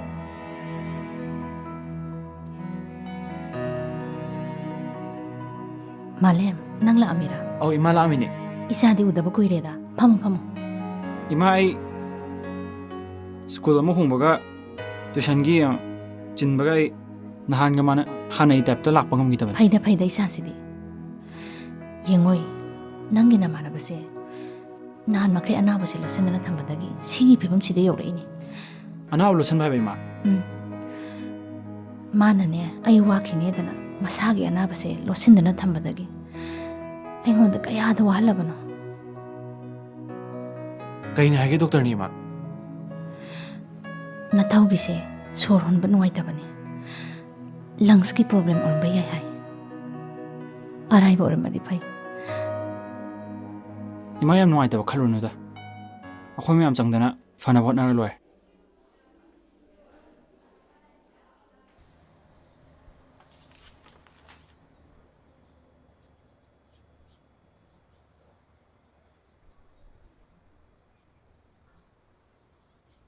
School chapasu ude nachana pase school tan thopa ngai bro. Matam khare school lab ke haidana ma school dagi lip lawraga laibane ma su nahan gi thodok tu dagi ningthina wakhal taraga phasana chatlage haye Malem nang kai dano. ꯏꯃꯥ ꯉꯥꯟꯕꯗꯣ ꯅꯥꯗꯨꯅ hospital ꯂꯩꯔꯦ ꯑꯗꯨꯒꯤ ꯈꯔ ꯆꯠꯄꯤꯔꯨꯒꯦ ꯇꯧꯕꯅꯤ hoi chalo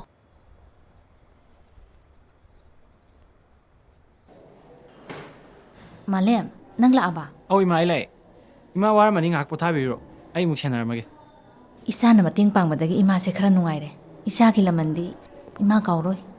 ꯀꯔꯤ ꯂꯃꯟꯅꯣꯗ ꯏꯃꯥꯅ ꯏꯕꯅ ꯆꯥꯅꯤ ꯈꯟꯕꯤꯗ꯭ꯔꯕꯣ ꯑꯩꯗꯤ ꯃꯇꯦꯡ ꯄꯥꯡꯕ ꯅꯠꯇꯦ ꯁꯤꯗꯤ ꯑꯩꯒꯤ ꯏꯊꯧꯅꯤ ꯏꯃꯥ ꯉꯥꯟꯕꯁꯦ ꯑꯩꯒꯤꯗꯤ ꯏꯃꯥꯅ ꯅꯠꯇꯦ ꯏꯆꯤꯜ ꯏꯅꯥꯎꯅꯦ ꯆꯠꯂꯣ ꯏꯃꯥꯁꯨ ꯉꯥꯏꯍꯥꯛ ꯄꯣꯊꯥꯕꯤꯔꯣ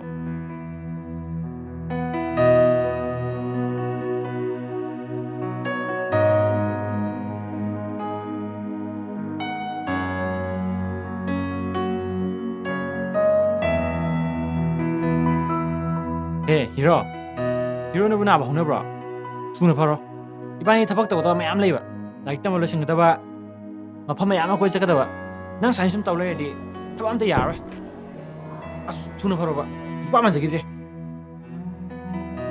Vi yang koi de lei sani Bem lo.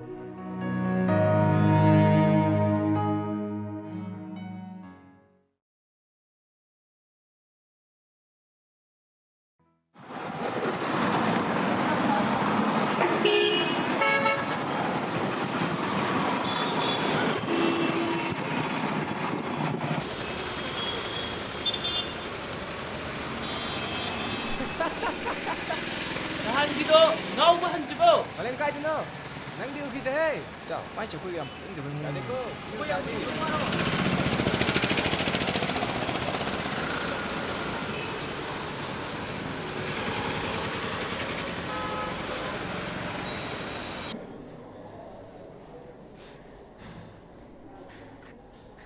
Ima kaidawre habano Malem, report lai. Ngan bagise phimam luri. Magise thabak manungda kari gumbam leire hai. Masi loktokrabadi aruba oirakani hai. Ima kem tawrese Lai mo ngam bo id ki story da Kem ba khaluno Ekhoi gidi mi kanam ta leijida basida isa da pangwada wahalle. Doctor nabu kari tawsa hage Maise lahing boda selyam sangani hairi. Pare sema ꯁꯤꯒꯤ ꯋꯥꯁꯦ ꯉꯥꯟꯕꯗꯗꯤ ꯇꯥꯍꯟꯕꯤꯒꯅꯨ ꯑꯩꯁꯨ ꯀꯔꯤ ꯇꯧꯕ ꯌꯥꯒꯦ ꯈꯔ ꯈꯜꯂꯛꯑꯒꯦ ꯏꯃꯥ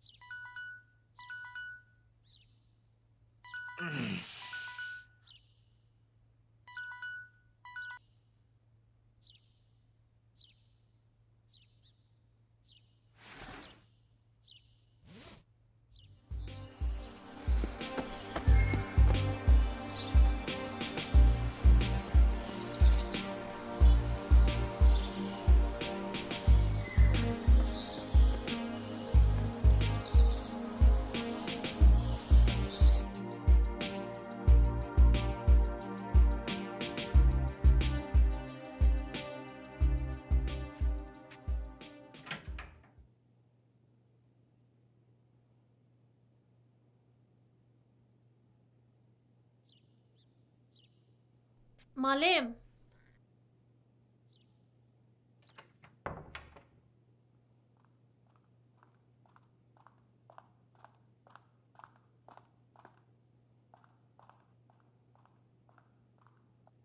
Malem.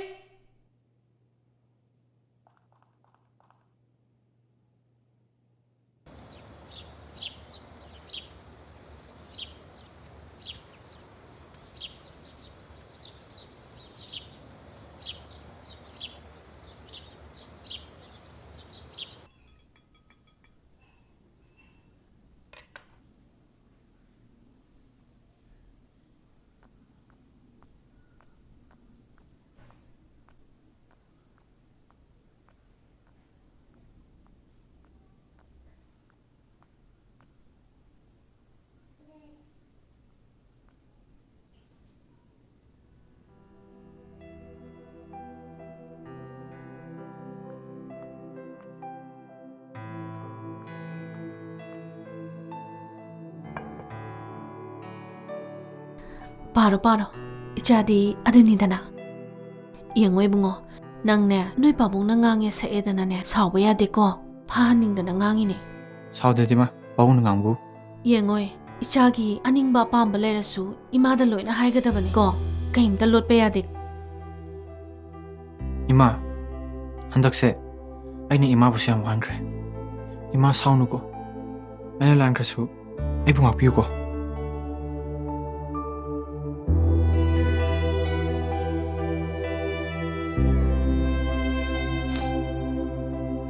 Landiye, isha landiye. Isha lale, maduda chumthoke khalibado. Imagidi, madud yare. Ima, ay am hana ran mathabak, ima ni yada thabak, matta tawroi. Hoi de isa sidi, ima na isada, loina thajari sidi. Nungai teba kaim te khaluno. Oi, larik do, hindi sana patho. Imane, jagi, jak ahauba mathong biru doine. Ko.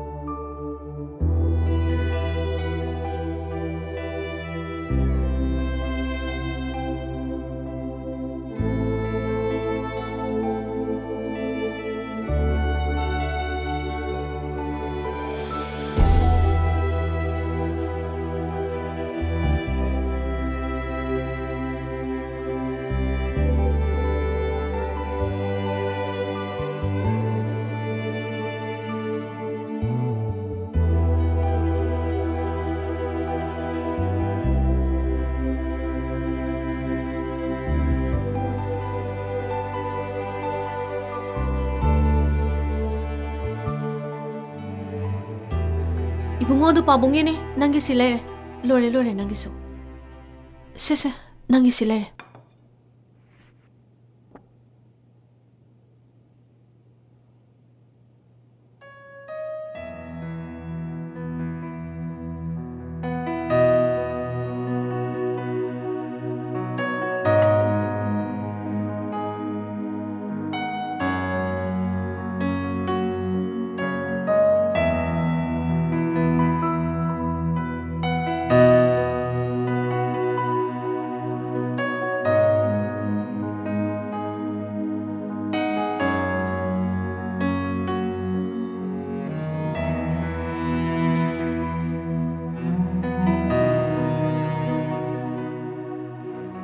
Ibungo, isabu kay daurage?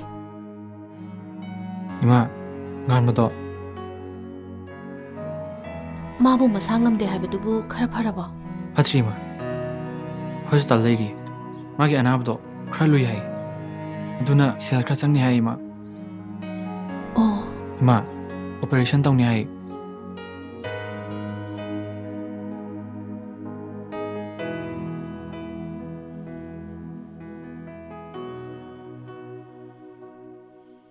Kaino na sana pana hadang magtoy siya. Kay daurage?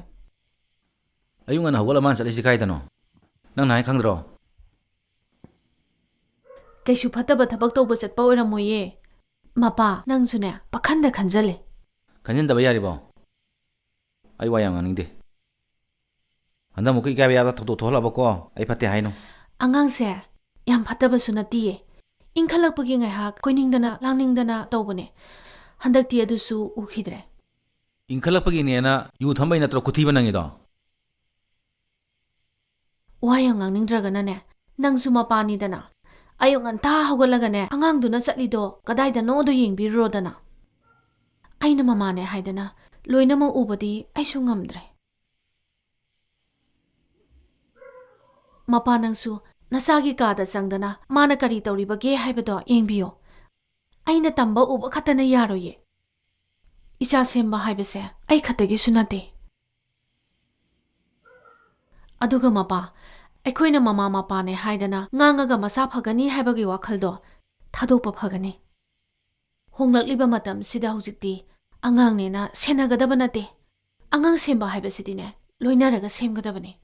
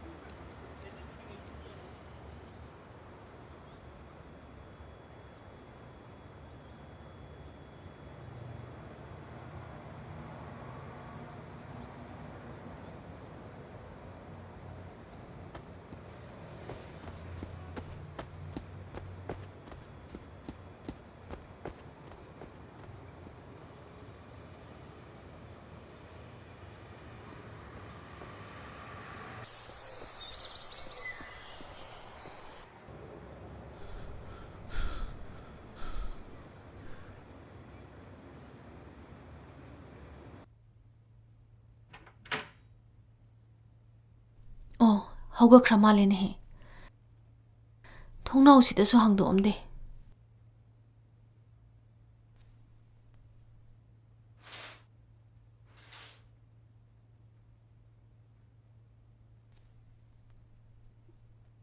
Moy pabo.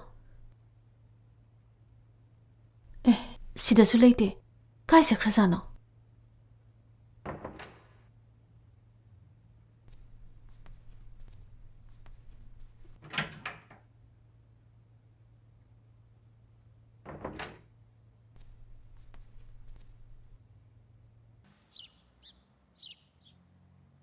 Haima.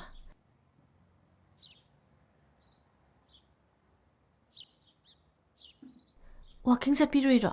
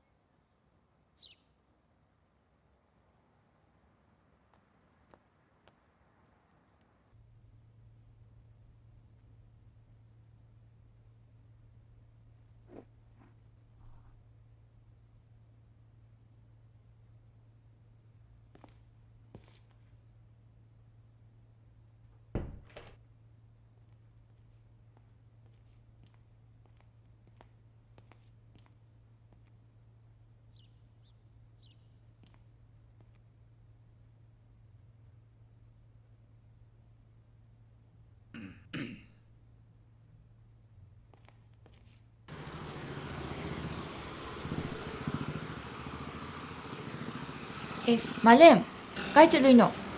Mem, lai khom lai ro. Ngai khone. Nang di school situation chu la khidre ke darage. Kes to di mem. Ai matam ka pothar la ke to bani. Ai hoisla pa na ti cha tong ni. Ngan ma su hospital na tun lai. Ma ge angam ma ting khar pang ke to bani. Ngan babu. Mem ai khara thure chalu gi.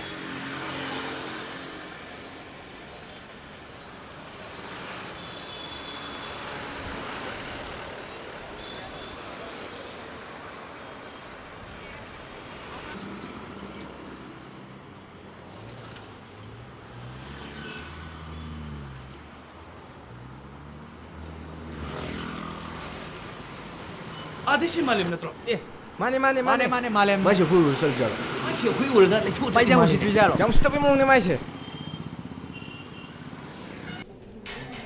Ichia, ichi tumbi. Ya phabia. Ichia, nang sauga yade ko. Ai singan banai haba se tarabani. Ado, laki tau bose hekta ngamdaba.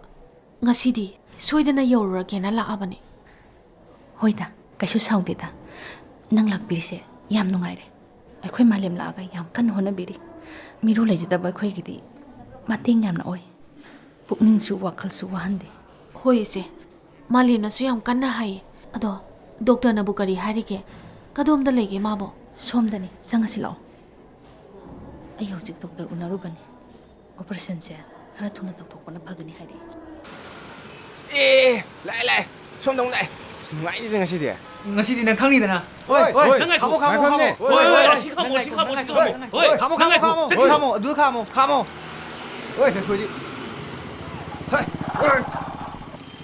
noi si mi si oi mi go go de le 인게 저 리네 oi yang mesti ni 이번에 또 이게 동기 브로 두는 밑도 하 동선 저기 그이노 Malem ni ni. 그이나 oi 다시 깜짝이야 깜짝이야 oi 됐어 चलो चलो नहीं तो खलो तो खलो तो खलो Malem, yam din shop. Kai dong nai no.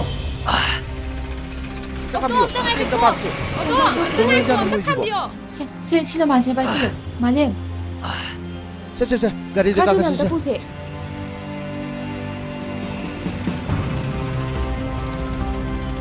Sana nang cycle da puram akhade thana mo. Hoi hoi.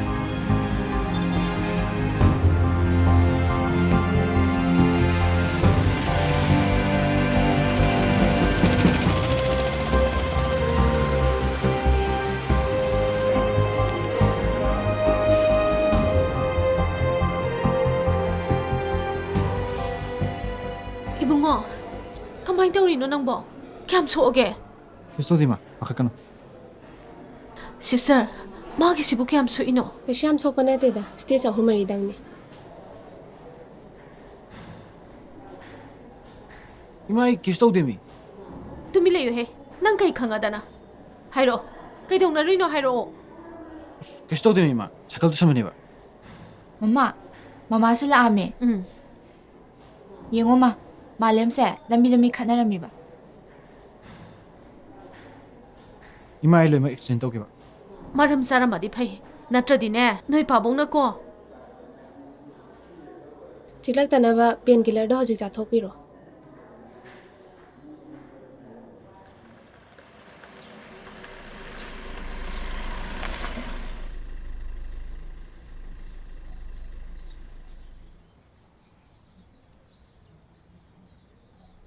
ꯂꯥꯛꯑꯣ ꯇꯞꯅ ꯊꯣꯛꯂꯛꯑꯣ ꯊꯦꯡꯅꯤꯌꯦ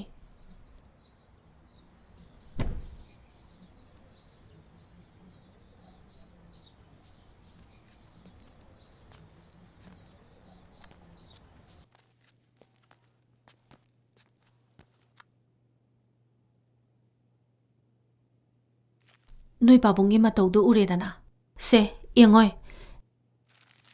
ꯅꯪꯒꯤ ꯍꯤꯗꯥꯛꯁꯦ ꯁꯤꯗ ꯊꯝꯃꯝꯒꯦꯀꯣ ꯆꯦꯁꯤꯁꯨ ꯁꯤꯗ ꯊꯝꯃꯝꯃꯒꯦ ꯀꯥꯎꯅꯤꯀꯣ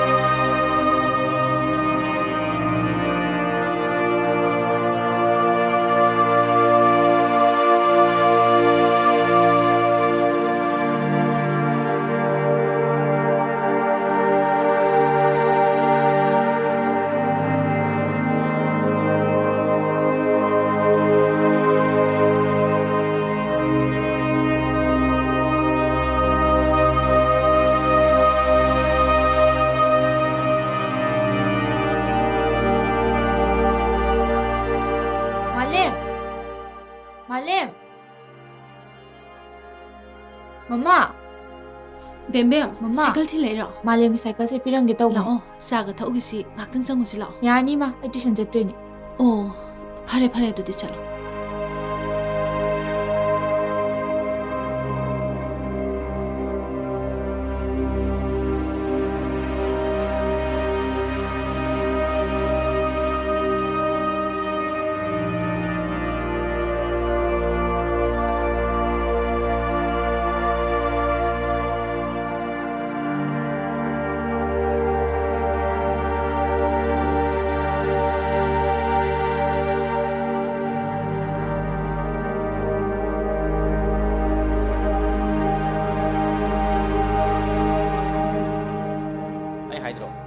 ꯀꯔꯤ ꯑꯃ ꯁꯣꯏꯅ ꯇꯧꯋꯦꯅ ꯀꯔꯤꯝ ꯇꯧꯗꯅ ꯃꯤ ꯍꯦꯛꯇ ꯐꯨꯅ ꯌꯥꯄꯣꯠꯇꯦꯅꯦ ꯃꯤ ꯈꯟꯅꯔ ꯁꯥꯏꯀꯜ ꯇꯨꯁꯟꯕꯅꯦ ꯀꯥꯏꯅ ꯍꯥꯏꯖꯤꯟꯗꯅ ꯅꯣꯏꯅ ꯃꯝꯆꯥꯡ ꯈꯜꯂꯤꯁꯦ ꯑꯩꯁꯦ ꯀꯔꯤꯝ ꯈꯪꯉꯔꯣꯏ ꯁꯤꯅꯤꯅꯦ ꯑꯩꯗꯤ ꯌꯥꯝ ꯏꯀꯥꯏꯌꯦ ꯅꯣꯏ ꯀꯔꯤꯝ ꯏꯀꯥꯏ ꯐꯥꯎꯗ꯭ꯔꯣ ꯑꯩꯗꯤ ꯀꯩꯝꯇ ꯈꯪꯖꯗꯤꯌꯦ ꯃꯤ ꯐꯨꯅꯔꯒ ꯄꯣꯔꯛꯄꯅꯦꯗꯤ ꯑꯩꯗꯤ ꯀꯃꯥꯏ ꯍꯥꯏꯗꯣꯔꯤꯒꯦ ꯕꯦꯝꯕꯦꯝꯅ ꯄꯥꯎꯁꯦ ꯑꯩꯉꯣꯟꯗ ꯇꯝꯃꯛꯄꯅꯦ 이봉호는서 앵원다 생독자바두다 아이나 하이다바네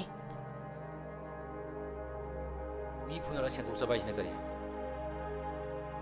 마나 와칸 따나 렌마가 그마이 미 푸너도이노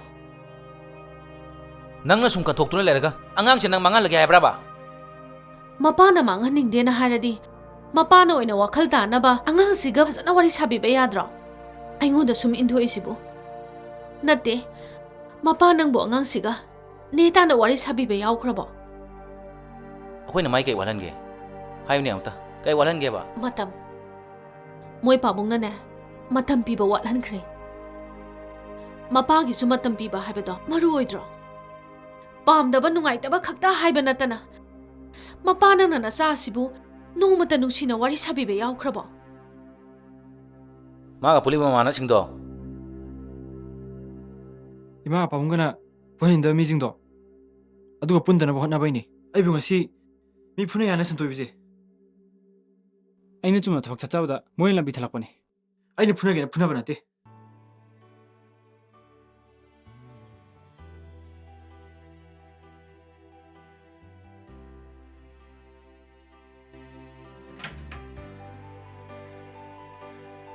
이봉아 tumabro nang ba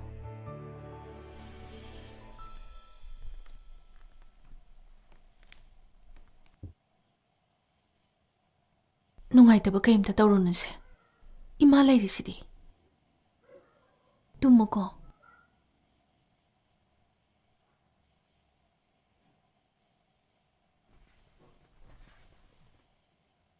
tumtho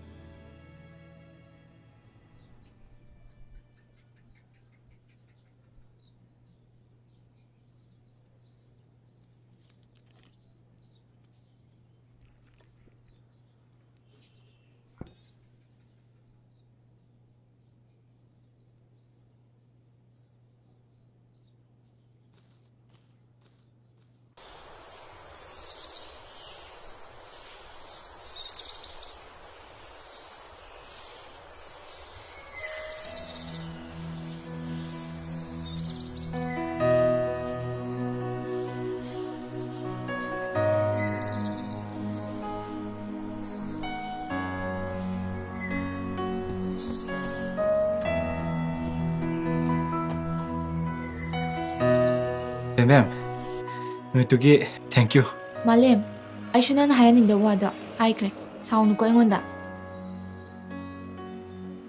ꯉꯥꯏꯈꯣ ꯑꯩ ꯅꯉꯣꯟꯗ ꯋꯥ ꯈꯔ ꯍꯥꯏꯅꯤꯡ ꯀꯩ ꯂꯩꯒꯦ ꯕꯦꯝ ꯅꯪ ꯑꯁꯨꯛ ꯊꯨꯅ ꯑꯩꯉꯣꯟꯗꯒꯤ ꯂꯥꯞꯊꯣꯛꯈ꯭ꯔꯤꯕꯁꯦ ꯑꯩꯅ ꯅꯉꯣꯟꯗ ꯀꯔꯤ ꯇꯧꯈ꯭ꯔꯒꯦ ꯅꯪ ꯍꯥꯟꯅꯗꯤ ꯑꯁꯨꯝꯅ ꯇꯧꯔꯝꯗꯕꯅꯤ ꯑꯩꯁꯨ ꯈꯪꯗꯕ ꯅꯠꯇꯦ ꯅꯪꯅ ꯁꯨꯝ ꯇꯧꯔꯤꯁꯦ ꯑꯩꯅ ꯅꯉꯣꯟꯗ ꯈꯔ ꯀ꯭ꯂꯣꯖ ꯑꯣꯏꯅꯤꯡꯗꯅ ꯂꯣꯏꯅꯕꯁꯤꯗ ꯑꯩꯕꯨ ꯂꯥꯏꯊꯣꯛꯄꯤꯕ ꯅꯠꯇ꯭ꯔꯥ ꯅꯪ ꯑꯩ ꯌꯥꯝ ꯇꯤꯟꯅꯅꯤꯡꯗ꯭ꯔꯕ ꯑꯩꯁꯨ ꯕꯦꯝ ꯅꯪ ꯑꯗꯨꯃꯥꯏꯅ ꯈꯟꯒꯅꯨ ꯑꯩꯁꯨ ꯑꯔꯥꯟꯕ ꯐꯠꯇꯕ ꯈꯟꯕ ꯑꯝꯇ ꯂꯩꯇꯦ ꯑꯩ ꯅꯉꯣꯟꯗ ꯍꯥꯟꯅ ꯈꯟꯕꯗꯧꯅ ꯑꯗꯨꯝ ꯈꯜꯂꯤ ꯑꯩꯁꯦ ꯃꯇꯝ ꯈꯔ ꯃꯥꯡꯈ꯭ꯔꯦ ꯑꯗꯨꯒ ꯊꯧꯗꯣꯛ ꯈꯔꯗꯒꯤ ꯃꯌꯥꯝꯅꯁꯨ ꯑꯩꯕꯨ ꯊꯥꯖꯕ ꯂꯩꯇ꯭ꯔꯦ ꯑꯗꯨꯒꯤ ꯏꯁꯥꯅꯁꯨ ꯈꯔ ꯁꯦꯝꯗꯣꯛꯆꯒꯦ ꯇꯧꯕꯅꯤ ꯍꯟꯗꯛꯀꯤ ꯃꯥꯔꯥꯊꯣꯟꯁꯤꯗꯩꯁꯦ ꯁꯤꯗꯩ ꯃꯥꯏ ꯄꯥꯛꯇ ꯌꯥꯗꯕꯅꯤ ꯑꯉꯥꯡꯕ ꯂꯥꯌꯦꯡꯕꯗ ꯃꯇꯦꯡ ꯑꯣꯏꯅꯕ ꯅꯣꯡꯃ ꯃꯇꯥꯡ ꯆꯥꯕꯗ ꯋꯥꯔꯤ ꯁꯥꯁꯦ ꯆꯠꯂꯨꯒꯦ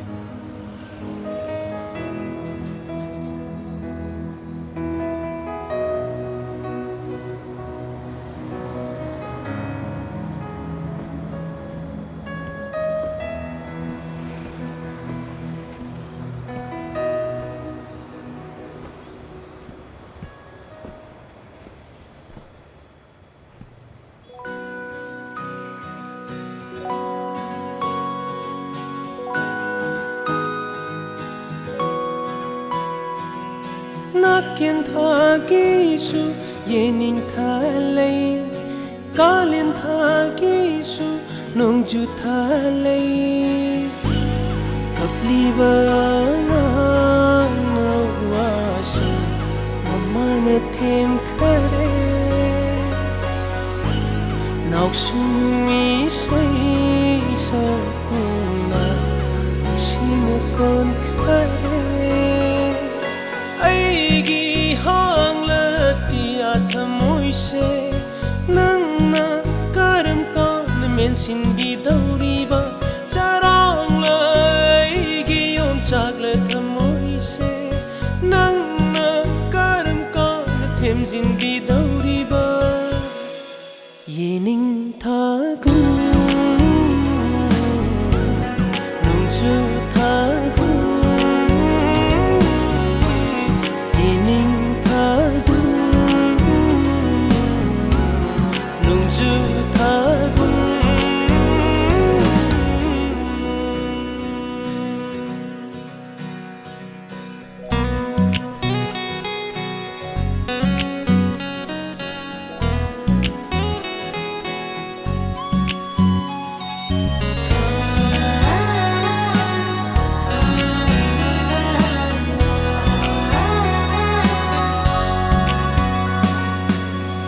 Sang tumluraga ayuki malang bana mikap thokan base makalam halli manglubang manglana magi saktam manglana taibang naning sing base thamoy nau halli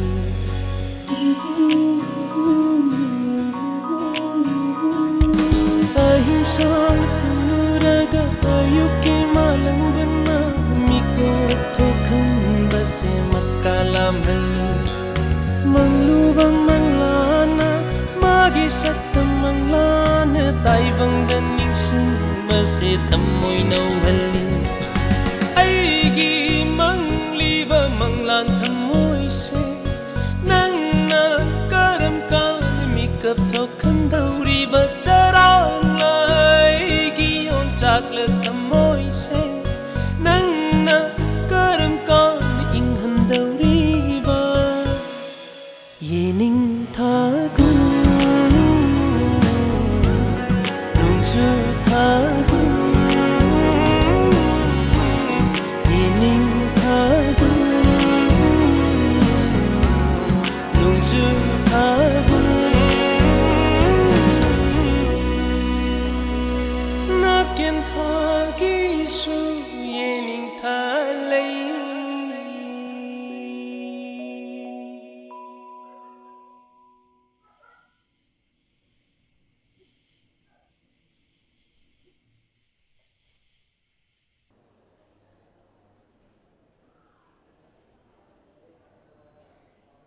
Malem. ꯏꯃꯥꯗꯤ ꯀꯥꯏ ꯆꯠꯈ꯭ꯔꯒꯦ ꯈꯪꯗꯦ ꯗꯣꯛꯇꯔ ꯎꯅꯕ ꯆꯠꯂꯝꯒꯅꯤ ꯅꯪꯅ ꯀꯣꯛꯇꯨꯗꯤ ꯀꯩꯗꯧꯔꯦ ꯅꯪꯅ ꯁꯤꯗ ꯁꯨꯝ ꯇꯨꯝ ꯂꯩꯕꯁꯤꯗ ꯅꯇꯥꯎꯁꯦ ꯃꯤꯅ ꯆꯥꯟꯁ ꯂꯧꯔꯒ ꯐꯨꯔꯤꯕ ꯀꯅꯥꯅ ꯀꯔꯤꯒꯤ ꯑꯁ ꯁꯤ ꯋꯥꯏ ꯇꯣꯛꯑꯁꯦ ꯅꯪ ꯅꯥꯕ ꯊꯨꯅ ꯐꯅꯕ ꯇꯧꯔꯕ ꯅꯪ ꯅꯥ ꯐꯔꯒ ꯑꯩꯈꯣꯏꯗ ꯅꯪꯅ ꯄꯥꯝ ꯉꯥꯗꯣ ꯆꯥꯊꯁꯦꯕ ꯅꯪꯕꯨ ꯁꯤꯗ ꯁꯨꯝ ꯇꯨꯝ ꯂꯩꯁꯤꯕꯨ ꯅꯨꯡꯉꯥꯏꯕ꯭ꯔꯣ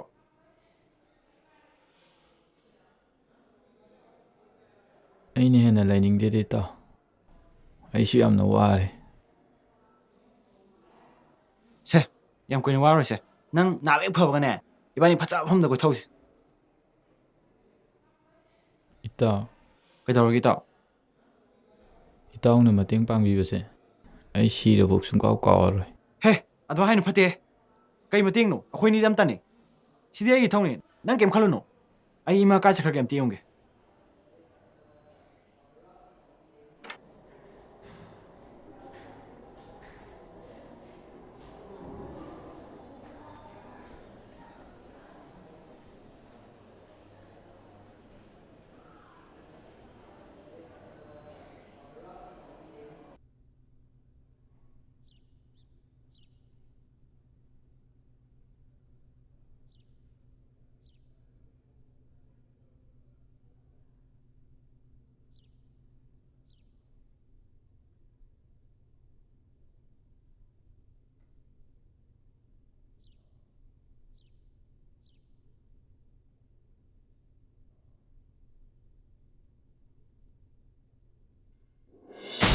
ngasi 26 June Malem Sinba Thungna Mayai Kaba Sinjaki Mayokta Lepa Numit International Day Against Drug Abuse and Illicit Trafficking haina pangthokli numit asiga mari lainana Khumalampak Sports Complex ta Sinjariba 21 km distance cover tawgudoriba marathon race asibu saruk yabigadoriba nungsijaraba isilinau singna masa masagi chase number lobinaba counter number 1 amasung 2 da lengsin biraknaba ningsingjari इरमदा मसीदा अखोगी Tungi युम्बिरेल ओइरकदोरिबा नहारोल सिंगना मयाई Kaaba चिंजाक सिजिनबा अमदी मसीदा लाइसुबगी Chang assume assume हेंगलगलिबा मसीगी मायोक्ता लेपलसी अदुगा तंगदु लेताबा society अमा सेमलसी हाइबगी मपाउ पुदुना सेंजगदोरिबा marathon race असी इरमदा मसोमदा लेबिरिबा नुंसीजरबा इसिलिनाउ सिंगना मपुंग फानबदा मतेंग पांगबियो लो तंगु कानिगे Malemdo marathon chen bayau di malene Malembo sis number lu de sung bi tu ai mang ni le nang dai ku ro sing bi ni ai na ji phang gi do yo si di nuai de ni kha thu lo do wai di gi ko la ba ko na chok wai ni ma lam hang ma da ngai ba nei ye chei do lai do wai ai tham me ko kai bu tro ko lak sai no mamang ji kong yor ji du ga pa to num da la se adu no bi du sa pe yar bo yaram ni hang da che ro ni Jackson amda ngai ko bem bem kai do re noi thina ba yam phare Malemdo ngasi marathon do yahobani aduda ma ka yana daba mama na ba kharana ma bu kusen sen hawe noina khar seno natudi so phuna ba tare ita adu de ko tu jase so sauna ra kani na mu su phuna gra bani ko to gna gem khono khare adude ai moi mu da chalu gi oi phare chaslo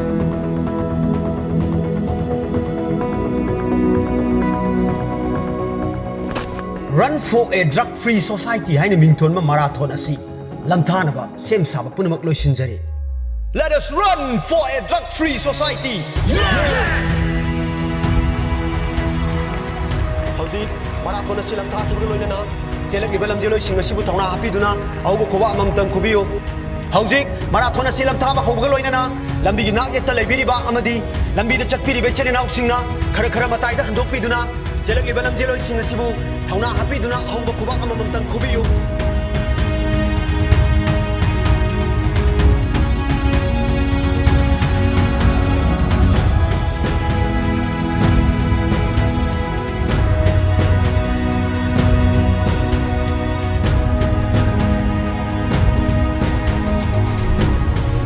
mangan lagadaba tungi yumbirel oirakadoriba inkhalagi naharol singbu kalhaurasi haibagi pandamda chenjariba marathon asibu lambigi nageta leiba isilinau singna mapung pahanbada mateng pangbiyo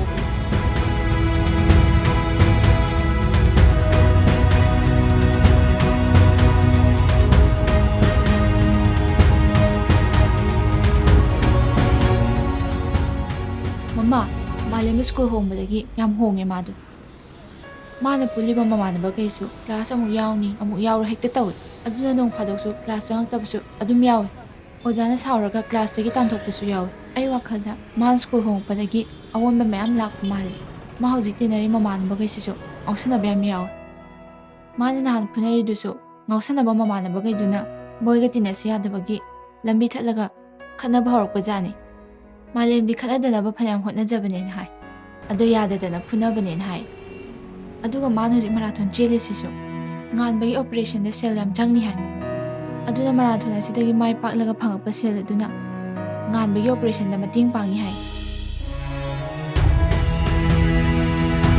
lambi da gari thobiriba nungsijarba isilinaw singna matai da khara handokpiduna ngasigi run for a drug free society haina mingthonba 21 km distance cover tawriba marathon asibu mapung phanbada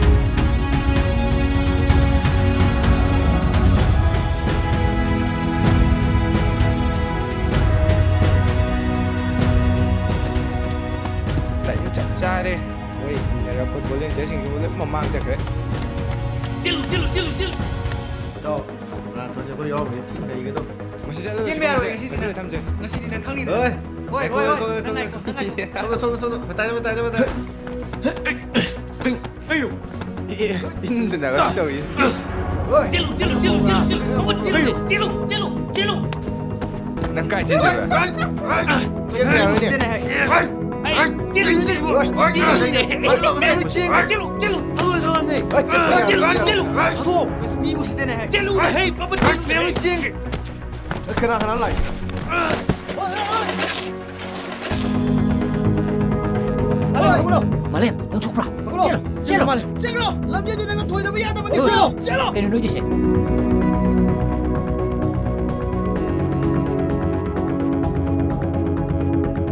Nang nasum ka thokra lerga angang sin nang mangal lagay braba. Ai dem ikai noi kai ikai phawdro. Mapana manghaningdena hairadi angangsina wakhal tanaba mapana oina wari sabiba yadro ꯑꯩꯈꯣꯏꯒꯤ ꯃꯤ ꯀꯅꯥꯝꯇ ꯂꯩꯖꯗꯕꯁꯤꯗ ꯏꯁꯥꯗ ꯄꯪꯋꯥꯗ ꯋꯥꯍꯜꯂꯦ ꯃꯥꯏꯁꯦ ꯂꯥꯌꯦꯡꯕꯗ ꯁꯦꯜ ꯌꯥꯝ ꯆꯪꯒꯅꯤ ꯍꯥꯏꯔꯤ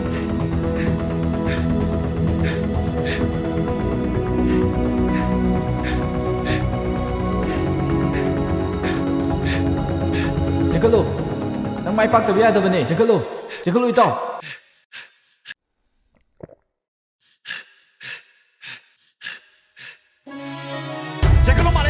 Cekalo, mi ayung na cekalo.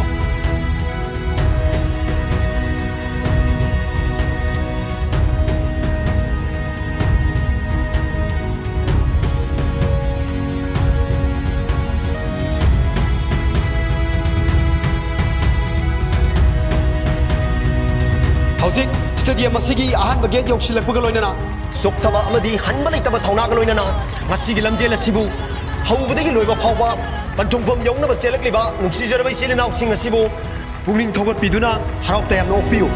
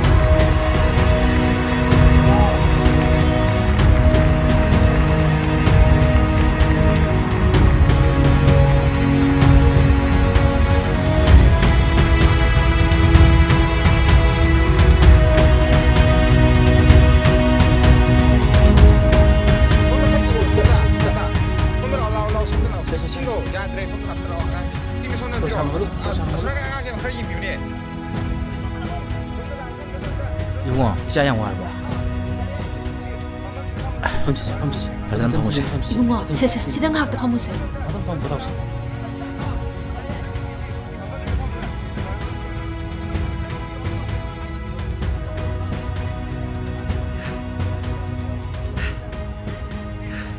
바보. इचागी थमोय अमदी इचागी नथुना से पाबुंगना खंगलोद्रे मसिदी पाबुंगना इचागी थमोय खंगले इचागी वाखल अमदी थमोय से याम चौथोक्सनिंगायनि इचाना मी अमगी दुगा थोलिबसे कर्म पाना चौथोइदेगे ngasi pabungna isagi asram amta lelaroi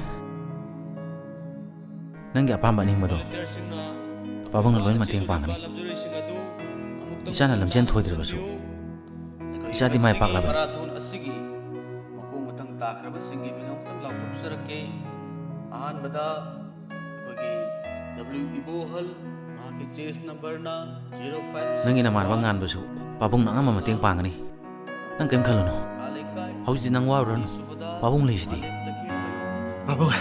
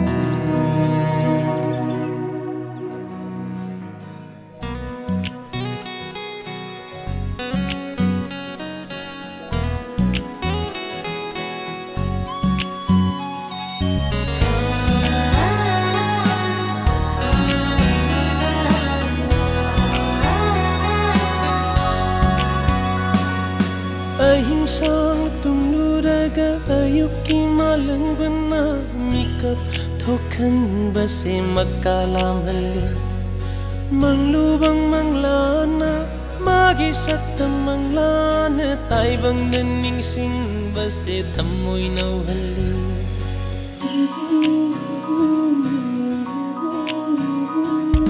ahing sang tumnuraga ayuki malang bana mikap base makalam halli manglubang manglana magi satam manglana taibang daning sing base thamoy nau halli aigi mangliba manglan thamoy se nangna karam kan mikap thokan